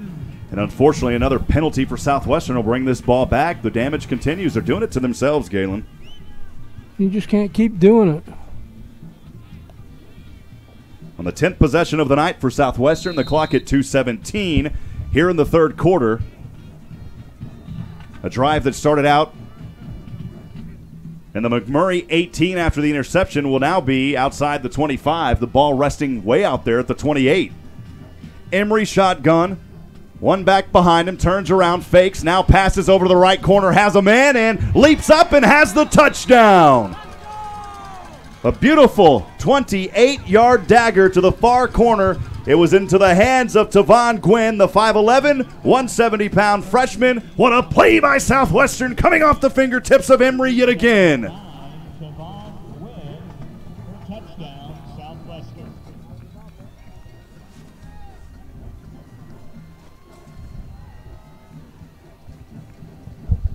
So Galen just within a minute. Southwestern strikes again. Their touchdown moments ago at the 2:42 mark. The extra point kick that was missed a while ago is good this time. And at the 1:54 mark, Southwestern extends their lead 29-0. Chuck, any attitude change over there on the sidelines after that play? Yeah, they're pumped over here on the sideline. I want to tell Galen that he could get down here and coach, because Emery obviously has impressed the coaching staff, and they've given him the nod really here in the second half, and he's delivered. Well, thank you for that boost in salary. I assume that would be a boost in salary. I think we'll keep the coaching with the experts down there, Coach Austin and his great staff. But, Galen, you may have an opportunity to be an assistant, my friend. We'll see what happens. You're never too young. I always envisioned myself as a cross-country or a track coach rather than a football coach. Some shout-outs coming into the SHN fan line by text. Shout-out to Coach Mask from Amarillo, Texas. That coming in from his granddad. Thank you for joining us tonight. And also wanted to send a shout-out to all of my Southwestern friends in Georgetown from the 70s and 80s. Yes, we're that old, LOL. Hope to run into you guys in Marshall next weekend. John Fish. We appreciate you, John. Thanks for joining us. The kickoff end over end. It's caught at the 35. The returnman still on his feet, dancing across the 50 to the inside hash mark. Spinning around, finally brought out of bounds. On the near side, it was Cameron Henry, the running back, with a beautiful return for the Warhawks to start out here on their possession. Galen, this will be the 10th possession of the night for McMurry. And in good field position here, they almost got it up near the 50. They're going to mark him out at the 46, Galen. We're living a little bit dangerously, though, on kick coverage. That was another kick where we almost could have got a late hit. 1:47 to go, third quarter. Pirates lead 30-0. McMurray shotgun, snap over at the 40. The handoff to the back as he punches his ticket through. A healthy Campbell Soup gain on first down. Give him 7 or 8. A tackle made there by Aaron Robinson.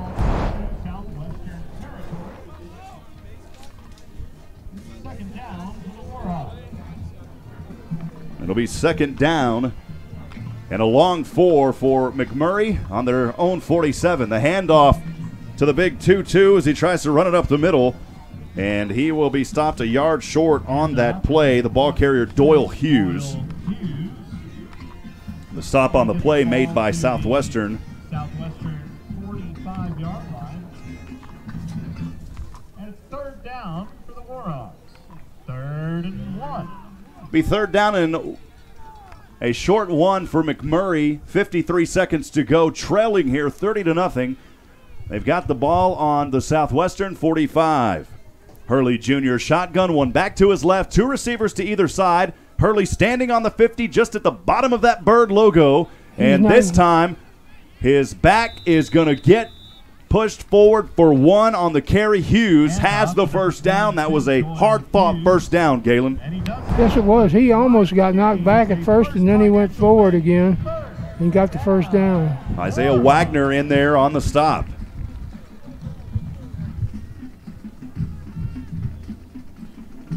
First down and 10, 25 seconds to go on the Southwestern 44. McMurray has it, trailing 30-0. McMurray, the handoff again to Doyle Hughes, this time using that powerful 5'10", 210 frame of his. And after he was initially stopped after 1 yard, he will push it forward to the 40, a pickup of about 4 on the play. It'll be second down and long. Southwestern's Bryson Barrett there and company on the stop, Galen. That's the end of the quarter, and that's the 7th quarter without scoring for them.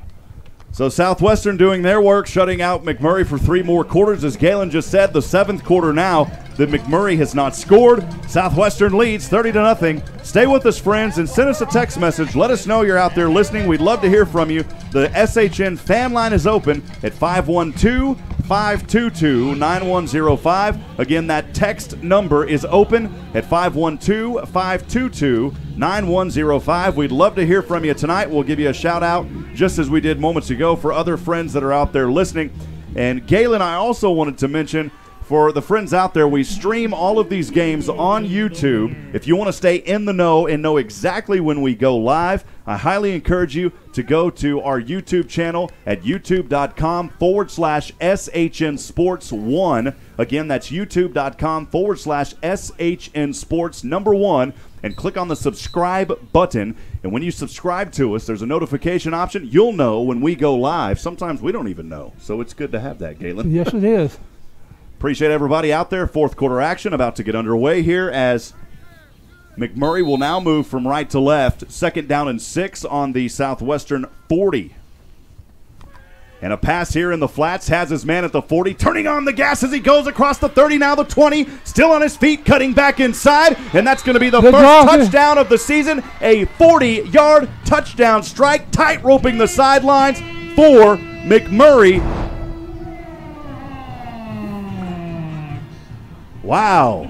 We couldn't have spoke too soon on that play. And Chuck, who was that down there on that touchdown? Menifeld was set up to make the stop, but the McMurray offense picked up a great block from number 25 that basically sprung the touchdown. Otherwise, I think Menifeld makes the stop. Yeah, it was Trevion Harris, the one with the touchdown reception there. A 40-yard touchdown strike to end the drought. And the extra point attempt upcoming. No good. The extra point attempt, no good. And here, just underway, the first play at the 14:48 mark. Pirates leading 30-6. Galen, what's going on? I think Southwestern was just flagged for something.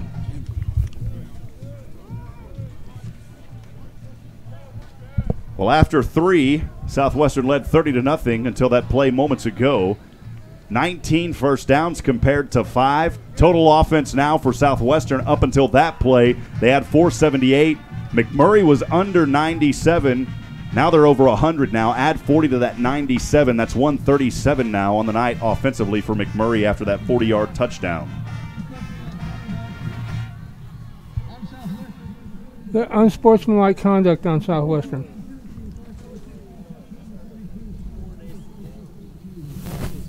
But prior to that call, Southwestern had 9 penalties for 118 yards, and McMurray only had 1 of 15. How many penalties? 9 for 118 yards, and they've only been penalized once for 15 yards. But got to keep the discipline alive in this ball game. That's now 10 penalties for 133 yards, counting this 15-yard. Kicking off for the Warhawks and kicking off from the 50. Good friends of ours, Jim Wilson and Carol Wilson, shouting out to the Pirates. Great announcing job. We appreciate you, Jim, a Southwestern alum, and Carol, longtime Georgetown residents, do a lot of great work in the community. Again, thank you to Jim and Carol Wilson listening in. Feel free to send us a shout out, 512-522-9105. As McMurray will kick this one off with 14:48 to go. After the penalty, they'll kick it from their own, or from the 50. High kick. This will sail into the end zone, and that'll be brought up to the 25. Chuck, you may be able to help on this one. I had a message come in saying, hello from Corpus Christi. Did you ever figure out why they spotted the ball at the 25 when that McMurray player signaled the fair catch inside that line?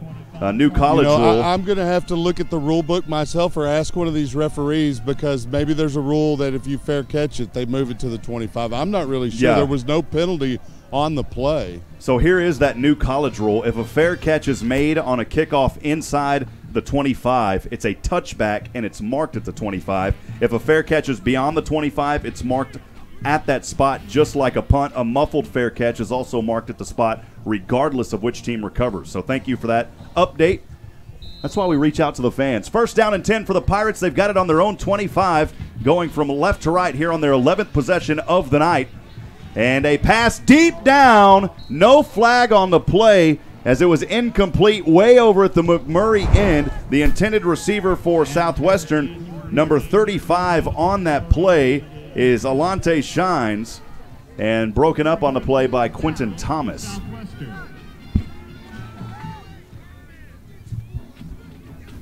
Boy, I thought you could almost say, Galen, as we look at the replay, a little bit of contact there is Quentin Thomas had a little bit of a hand there, but they didn't call anything. First down and 10, or now second down and 10 after the incomplete from the own 25. And this time Kalen Himes has it, and Himes trying to spin around, and he will be stopped in the backfield for a loss near the 20. Kalen Himes nowhere to run on that play, Galen. Not at all. I'll tell you what, the McMurray mascot hasn't run out of energy yet. He's down there still dancing. See on the replay there, chased down by Jalen Gomez. 14-10 in this final frame of play. Pirates leading 30-6. Third down and 15 for McMurray on their own 20. Empty backfield this time for McMurray. And the pass here over to, on the near side, in the flats over. Pass from quarterback Austin Emery is complete to number 5, David Brandenburg. He gets the ball at the Southwestern 29-yard line, but it's fourth down, Southwestern. Cameron Henry there on the coverage.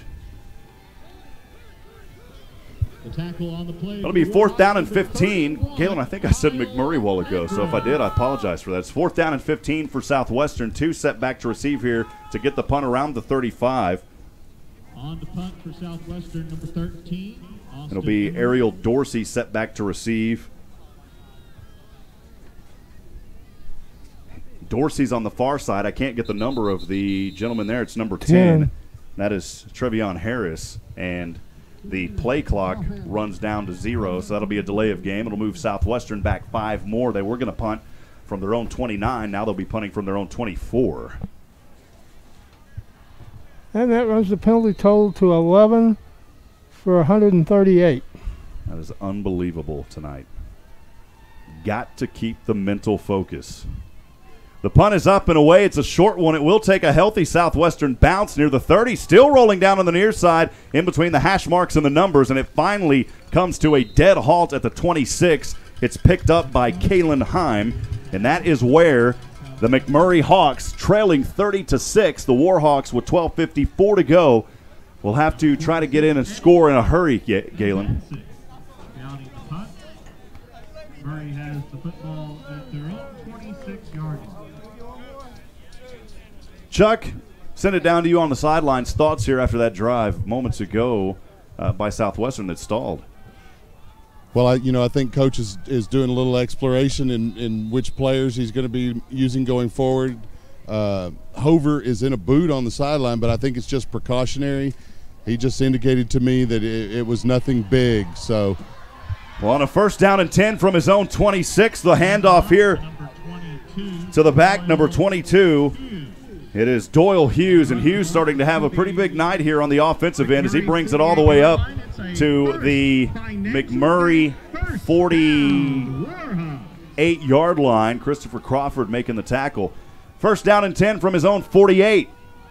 Again, it is McMurray's Doyle Hughes, and this time a gain of a few inside Southwestern territory on the near hash mark at the 49. Tackle made again by Chris Crawford. At the Southwestern 49-yard line, it's 2nd down for the Warhawks.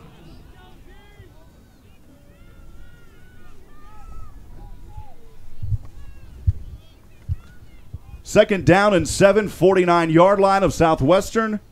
Hurley Jr. in shotgun, going to keep it here. Chased in the backfield, able to escape. Pointing direction as he's brought out of bounds just outside the 40 by Aaron Robinson for Southwestern on the scramble. It is enough, though, Galen, for a McMurry Warhawk 1st down, and they're moving the chains here.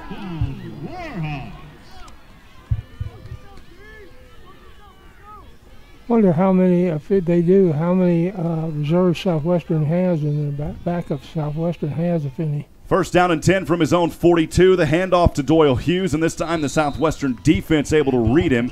A gain, maybe no gain, if anything, one. It was Nicholas Smith and company on the tackle.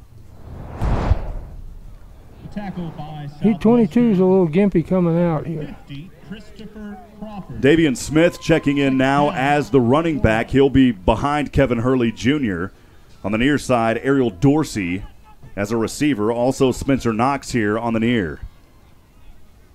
Hurley Jr. on a 2nd down and 10 from the Southwestern 42. In shotgun is going to hand off to Davian Smith, who just checked in, and Davian leaps his way forward to near the 45. They'll mark him down at the 46. The tackle there by Nicholas Smith, so a little Smith-to-Smith action on that play.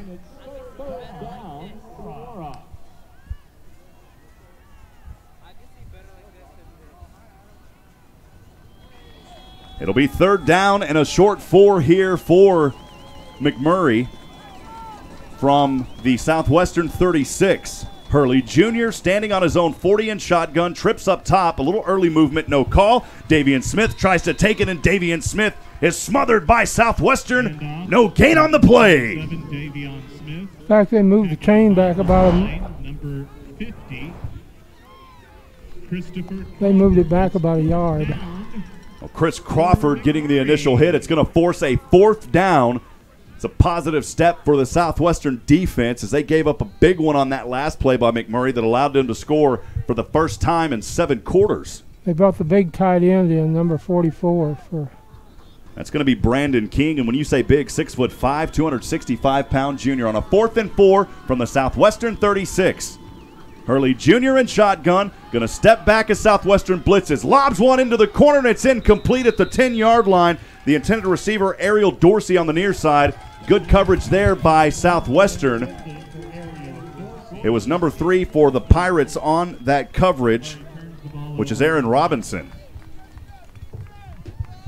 And that will be a turnover on downs, Galen. Am I right? Mm-hmm. Yeah, I was about to say. It's a little hot up here in the press box, my friend. 12th possession of the night for Southwestern. Their last one was a punt. They scored on their 10th possession after a drive that started on the McMurry 18. They drove the ball down 82 yards, capped off by that 28-yard pass into the fingertips of Tavon Gwynn to lead 30-0. Here on 1st down and 10 from his own 36. Drops it off to his receiver there on the far side in the flat, finally brought out of bounds. And that was Galen Hipp on the option. And Hipp only picks up a yard. It'll be 2nd down and 9 for the Pirates from left to right. They hold the lead 30-6, 9:13 to go here in the 2018 American Southwest Conference Conference opener.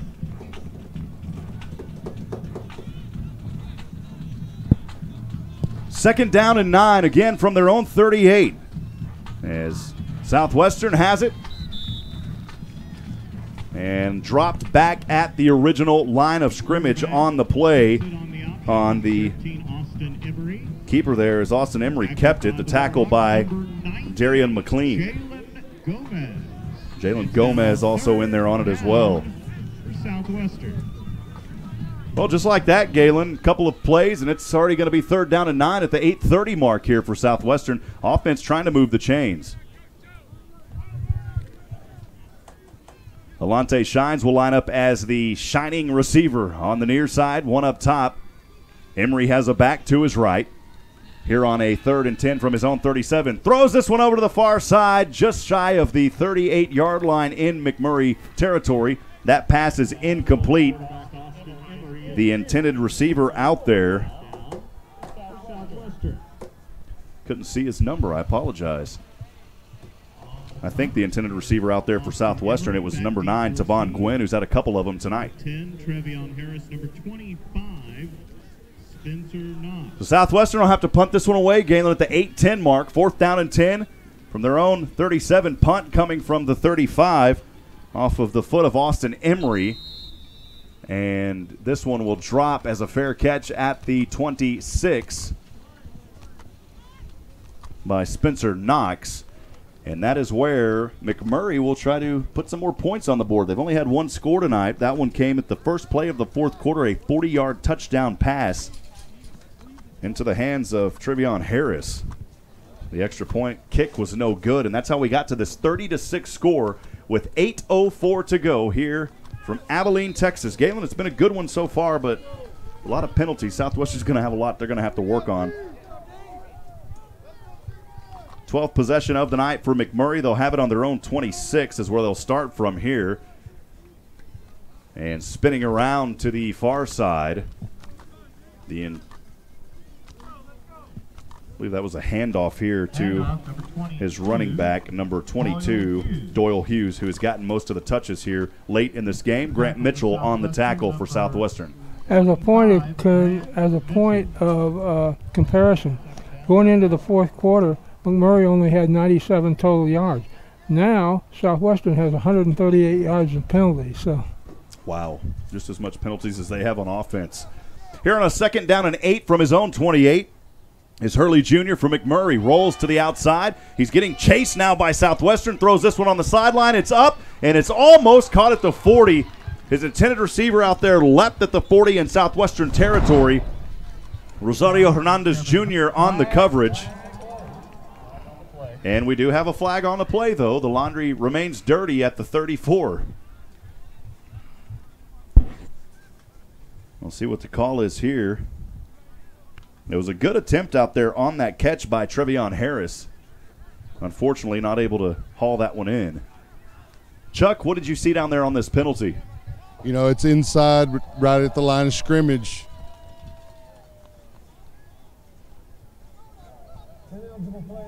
So they had ineligible players down 72-75.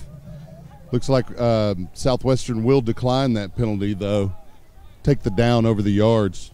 It's a good call there by the coaching staff. No reason to redo that down. It'll be 3rd down and a long 8. McMurry on the 27, really between the 27 and the 28 of their own territory here. Do we have a new quarterback in there? We do. Galen, I can't see that number from here. 16. So new quarterback in there, steps back on the 20, throws this one across midfield, up, and almost has his man at the 35. Incomplete on the play. The quarterback, Xavier Alexander. The intended receiver, Spencer Knox, incomplete. Dorsey was also out of the lineup. He's down there, and it looks like he's having problems with cramps down on the sideline. So Alexander comes in, trying to trick things up a little bit, throws this one down, and it's incomplete. Just outside the 40 of Southwestern. And McMurray here is way too deep back. They're going to have to punt this one away. 2 set to receive for Southwestern. We've seen Brandenburg back there tonight at times. There's also Austin Cassiella. Chuck, I'll send it down to you. Your thoughts so far as we are at the 7:06 mark. Pirates lead 30-6. Well, the Southwestern Pirates have quite a bit of work to do going into the coming games in conference play. Can't afford to give up that many yards in penalties against some of the better teams in conference. They've been able to get away with it tonight. McMurray didn't really wake up, it appeared, until about the 4th quarter. So Coach will have a lot of film to break down, and he'll be able to clean up some of these mistakes, hopefully, as we head deeper into conference play. Well, those 2 set back to receive again. We'll start things here. 4th down and a long 8. McMurray will punt this one away. I believe that's Kevin Hurley Jr., who's been playing quarterback, set to punt this one here from his own 15.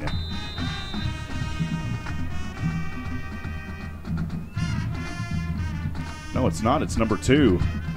And he gets this one up into the air, and it's going to sail around the 33. That was Tanner Wright on the punt. Southwestern will get it, dives across the 40, near the 45-yard line on the far side as he angled outside. It was number 2, Tanner Wright, punting for the Warhawks. Sean Germany there with the tackle, and Brandenburg the one on the return. 6:56 to go in the game. Pirates lead 30-6 here in this 2018 American Southwest Conference opener, live from Abilene, Texas. McMurray getting a touchdown tonight, their first one in 6 quarters. 1st and 10, Southwestern has it on their own 42. In motion now. Direct snap back over to Galen, and Heim trying to do some trickeration as he picks up a healthy 6 on 1st down to the 48-yard line, angling his way to that far side hash mark. The stop made on the play by Darian McLean. Southwestern 48-yard line, 2nd down. Mickey Holden operating camera for us tonight alongside Nathan Height, who's also video switching. Galen Height, the color analyst. Michael Francis helping to spot tonight. Joshua Harris of the Oak Ridge Disciple House up in Abilene, Texas tonight as well, helping with the scoreboard, keeping things rolling. 2nd down and 4. Southwestern on their own 48. Again, another direct snap, this time back over to the big 3-2 on that play, and he'll run it up the middle as Devin Shaw for a short gain. It'll be 3rd down and manageable for the Southwestern Pirates as, well, they may have said no gain. No, they give him 1 yard, Galen. It'll be 3rd down and a short 3 or 4 from the Southwestern 49. Chipping in on the tackle for the Warhawks, it's number 97. Appreciate everybody joining us tonight on the SHNSports.com broadcast network. It's been our true honor, joy, and privilege to bring you Southwestern football. Make sure to keep it here after the game for post-game discussion and more.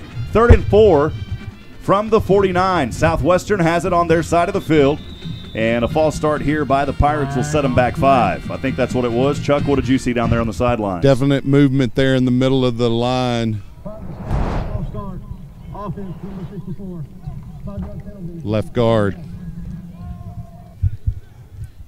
Well, we're up to 143 yards on penalties now. Yeah, can't win conference and have that many tight penalties each game, so they'll be working on that for sure. The 5:21 mark, Southwestern leads 30-6. They have the ball on a 3rd down and long 9 now from their own 44. Empty backfield this time, and it will be Emery on the keeper. Emery finds daylight across the 40, still on his feet, hurtling through defenders, across the 30, just shy of the 25. What a scramble by Emery on the keeper for the Pirates. Keeper by number 13, Austin Emery. He runs the ball into Galen, a little bit of daylight in that running game for Southwestern. We saw it early. It's been quiet, and now back in action. Emery making it happen for the Pirates. You got to give him credit. He broke 2 or 3 tackles as he came down there on that far side. He's a good runner and a good option operator. It'll be first down and 10, Southwestern at the McMurry 27, 4:44 to go in the game, leading 30-6. Emery in shotgun. Back behind him is Galen Hipp. 1 receiver to either side. And now a timeout, I believe, called on the field. Yeah, Joe Austin came running down the sideline, signaling timeout. A little miscommunication down there maybe, Chuck. Did you catch why the timeout? No, I didn't, but I did want to mention, talk a little bit more about Austin Emery.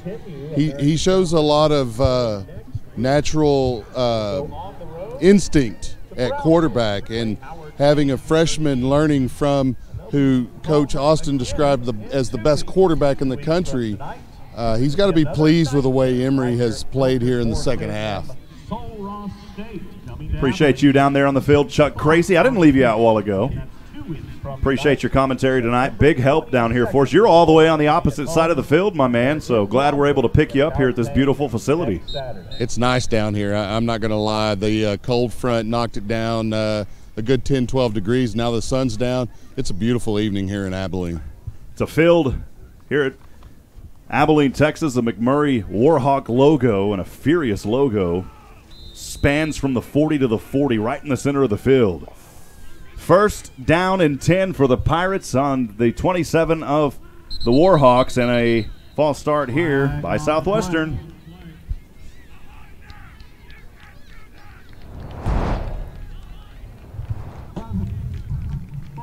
We'll definitely be talking about these penalties in SU Football Weekly with Coach Joe Austin. Those coaches shows, I encourage everybody that can make it to the Sheraton Georgetown Austin Hotel in Georgetown, Texas, Thursday nights.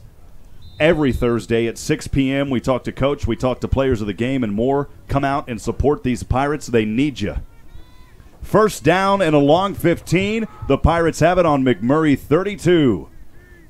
Emery in shotgun, 1 back behind him, 1 run to either side, moves out of the way. Direct snap over to Hipp. Hipp up the middle on the far side. Hash mark, lowers his shoulder, powers his way forward. He's back near the original line of scrimmage. He'll be down at the 26-yard line. Southwestern trying to run some clock here, Galen, on that first down. There will face a second down and a long 11 now. Holding on to that 30-6 lead at the 4:14 mark here in Abilene, Texas. Second down and 10. They move it up a yard on the 27. Handoff here as the back takes it up the middle on that far hash mark. A little aggressive play there at the end. That's actually a quarterback keeper there by Emery. And Emery, we have seen a lot of power out of that young man coming in here. What, Galen, is the 4th quarterback basically? Uh-huh. I don't think so after tonight. Yeah, he's going to move his way up a little bit. We'll definitely have to talk to Coach about him in the coaches show. 2 coming down here on the near side. One of them is Anthony Stevens, joined alongside Landry Bray on the near side. 1 Lone Ranger up top on a 3rd and 5 from the 23.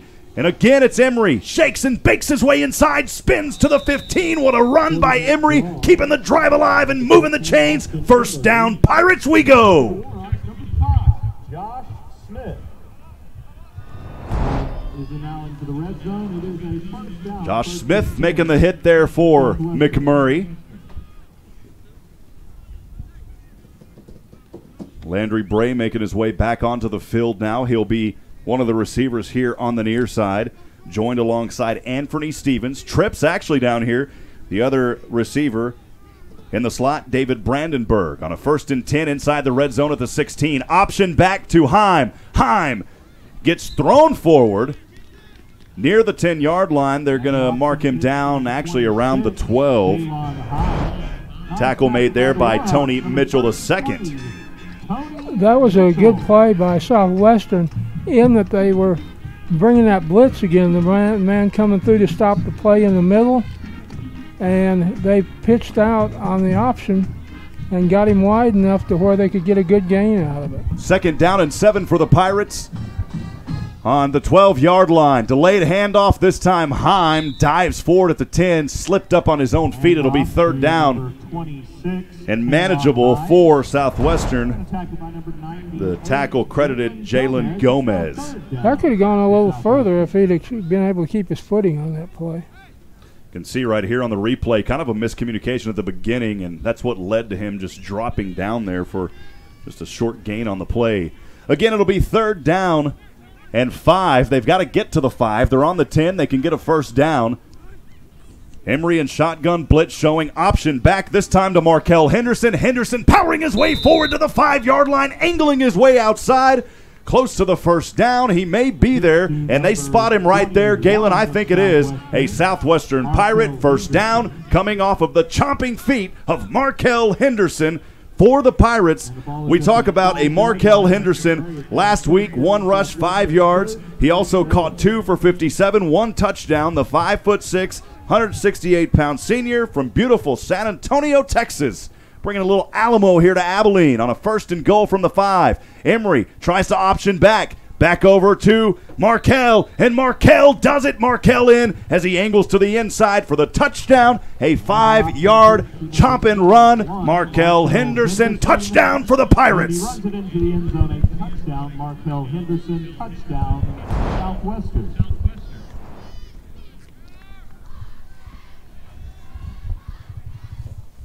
Good to see Markel getting some yardage here and getting his team putting a little more effort here on the 122 mark. In the 4th quarter, Southwestern set for the extra point. 10-yard line makes it a 20-yard field goal attempt. The hold here by Southwestern's Landry Bray. It is up, and the kick is good by Luke Fierce. And Southwestern leads, Galen, 37-6, 122 to go here from Abilene, Texas. Chuck, your thoughts on that drive? Well, I tell you, Emery looks more and more comfortable the longer he stays out there offensively, and Coach Austin has to be pleased with his 6'3" freshman out of Denison High School, because he looks very comfortable, and as the game has worn on, he's starting to look more like a veteran quarterback than a freshman quarterback. Be the 13th drive ensuing here for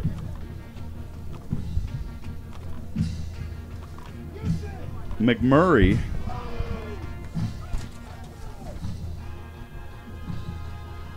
Galen, it's been a fun one here as of late. Things started out a little rough for Southwestern, but they found their rhythm. They're doing good, and you consider the fact the quarterback injury early got things out of sync for a little while. But Mr. Emery got things back in sync pretty well. You're not talking about the band in sync, are you? No. Kick on its way here from left to right. It goes around the 25, and wow, what a play in the backfield by Southwestern. Knocking him back on his feet. It was Austin Casea coming up huge there for the Pirates.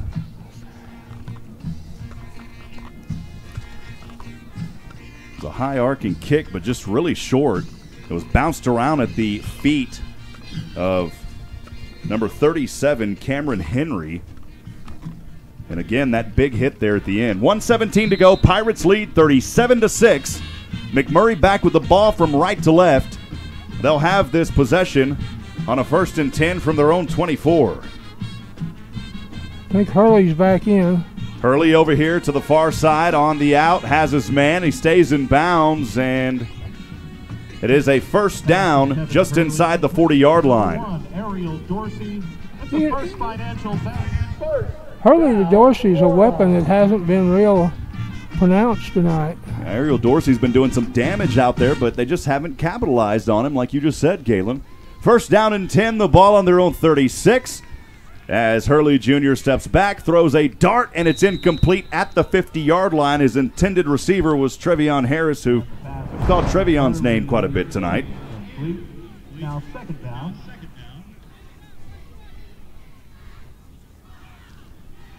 He's been in the area, but Trevion, from what I see, hasn't had any receptions here tonight, at least according to our recent stat sheet. Second down and 10. Ball remains on the own 36 of McMurry.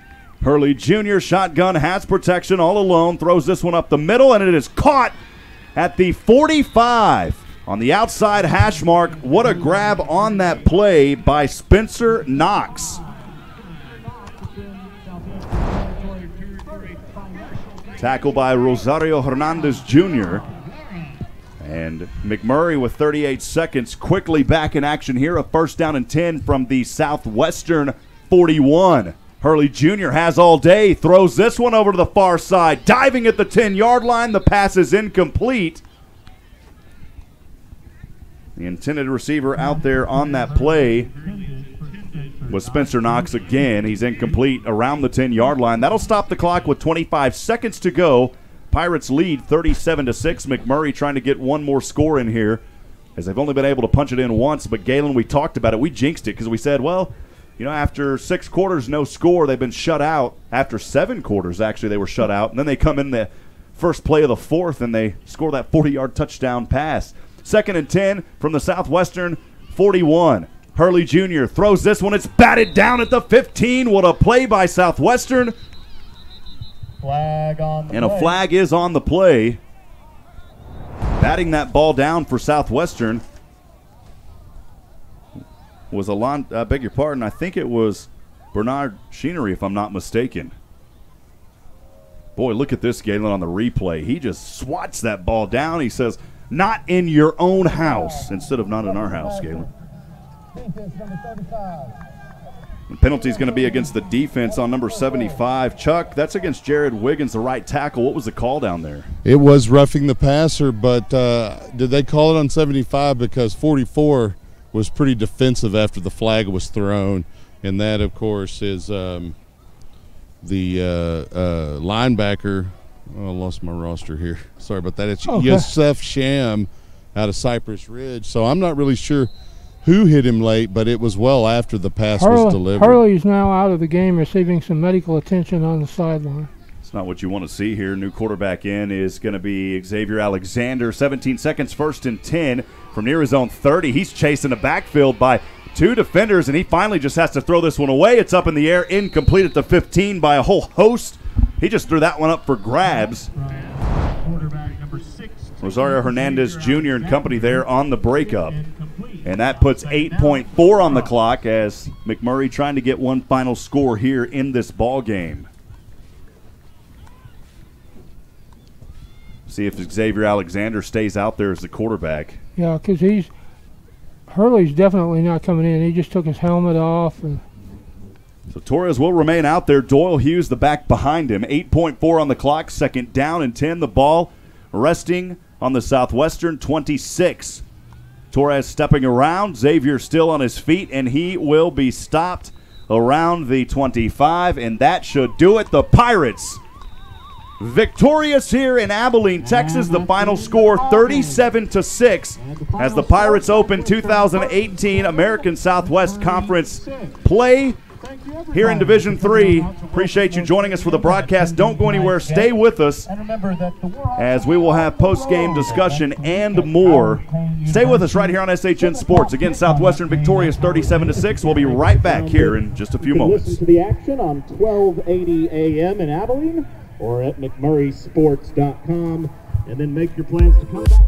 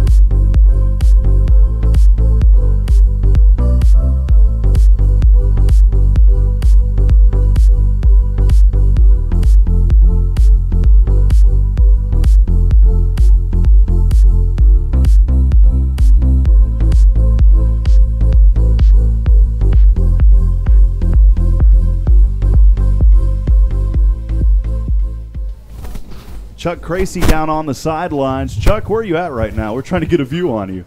Well, I was making my way back to the press box. What's going on? I'm not sure. Coach Austin will have to determine here if he wants to come up on the visitor I got you. booth. I can get back out there. Give me a moment. Yeah, let's check and see. Coach is actually heading over outside. I'm not sure if he Which way, scoreboard side or other? He's around the 30-yard line there, Chuck. Which side, scoreboard or not? No, the other side. Okay, that's on the side I'm on. I'll get him. So we'll have it down to Chuck Cracy here in just a few minutes. And Chuck, ask him if he's going to come up with some players of the game as well. Well, Galen, we've got the final stats here as Chuck Cracy makes his way back over to hopefully to get that interview with Coach Joe Austin. Chuck getting a little extra workout in there tonight. And, Galen, we got some final stats here in this ball game, partner. We'll talk more about it, but go ahead and go over some of them. Okay, first down, Southwestern 22, McMurry 11. Net rushing yards, 62 plays for Southwestern, 352 yards. 28-89 for McMurray. Passing, Southwestern completed 10 of 14, no intercepted for 199. 10 of 27 for McMurray with 2 picks, 89. And total. We'll get back to that in just a second, Galen. Thank you. I've got Chuck Cracy, who's probably out of breath. Chuck, go ahead and get an interview there with Coach Joe Austin and ask him if I'm not sure if they're going to come up with some players either, but go ahead and get started, Chuck. Okay, Coach, you get your first win in conference. There were a lot of mistakes on the field, a lot of penalties. What are you going to look at going forward this week in practice? Well, we're going to try to fix it all. It was an ugly game. We committed a lot of penalties. It wasn't poorly officiated. Everyone can always nitpick things here and there. We executed really poorly offensively from a focus standpoint, and that's what creates penalties. And when you have a couple of guys out, things get a little bit frantic. Guys need to be better and not worse. Well, now your field general goes down fairly early, and you bring in a couple of different guys, and it looks like you may have found the answer there in the second half, or at least from a freshman out of Denison. Talk about your freshman quarterback. Well, all the quarterbacks that came in did a great job. They don't get the reps that Fred gets to prepare. Craig came in and put points on the board, and Austin came in, and I thought Austin Emery did a fantastic job. Of course, it wasn't perfect, but he's been the number 3 quarterback. He's gotten hardly any reps. So to not really know our offense, to be in his first game playing quarterback, I thought he did really well. He looked more and more comfortable as the game wore on. Now, I think a little bit of that has to do with how the older, more experienced veteran players like Hover bring those guys along. Does he do that with your backup quarterbacks? Yeah, Fred's great in the meeting room. He definitely is a leader for those guys. He's trying to help them. And I rallied the offensive guys on the sideline and said, hey, we have to make communication easy for Austin. We have to make our substitutions easy for Austin. Just, take some things off of his plate by you guys playing like veterans so that he can get his feet underneath him. Sure. Now, it looks like, you mentioned at halftime you thought Fred is probably the best quarterback in the country. But Hipp may be looking like the best running back, at least at Division III in the country. Talk about him a little bit. Well, there's a lot of really good ones, but it's certainly nice the way Galen's been playing. He's done a really good job, and we're going to be relying on him, especially if we're shorthanded going forward. I think Galen's doing great. When you got pretty good depth there at running back with Brandenburg and a couple other guys, the offensive line played better, I feel like, this week than they did against Denison, although there were some breakdowns. No, our offensive line played worse than they did last week. They did. I don't even need to see the film. Denison was a far superior opponent, and we didn't play near as well as we played against. So they probably looked better against a less. Well, I don't think they looked. I don't think they looked good. I think they performed really poorly, based on their potential. Sure. So don't think I'm trying to run them down, but I think based on their abilities, I don't think our offensive line had the game that they're going to want to have. Eventually, I think they know that they can play better and do better and communicate better. So there's a lot that they need to work on. Well, and as you know, probably better than most, it's a work in progress. How do you feel game 2 into the season? Well, our defense is coming along, which is really good. It's unfortunate we gave up the shutout, but our defense is doing some really good things. I like how we're mixing our packages on defense and mixing our looks for teams. And a lot of guys are getting to play and get experience. So I'm happy with where our defense is. They're giving up 27 points in 2 games. And then we'll have to figure out where our offense is personnel-wise, and we'll tailor things to the guys we have going forward. Hopefully Fred's back, and he's a tough guy, but the cupboard's not bare, as you mentioned. Our running backs, and we're very good at receiver, and we do have a very good offensive line, so we'll be okay. Well, good luck. Have a safe drive home, Coach. Thank you. You guys drive safe, too. We will. Thanks. Back to you. Chuck, good questions. Chuck, good questions down there with Coach, and extended interview there. I don't believe we'll have anybody up here because it is an away game. We'll clarify as the season goes on. But we will take another quick break. Galen, Wellnicki, and myself will break down this game, and then we're going to get out of here quickly. We want to be respectful and honor the folks here at McMurry Stadium as they have been generous of letting us stay here. So we'll take another quick break. We'll come right back. We'll quickly break this one down. Don't go anywhere, folks. Southwestern Pirate football on the SHNSports.com broadcast network will continue in just a few moments.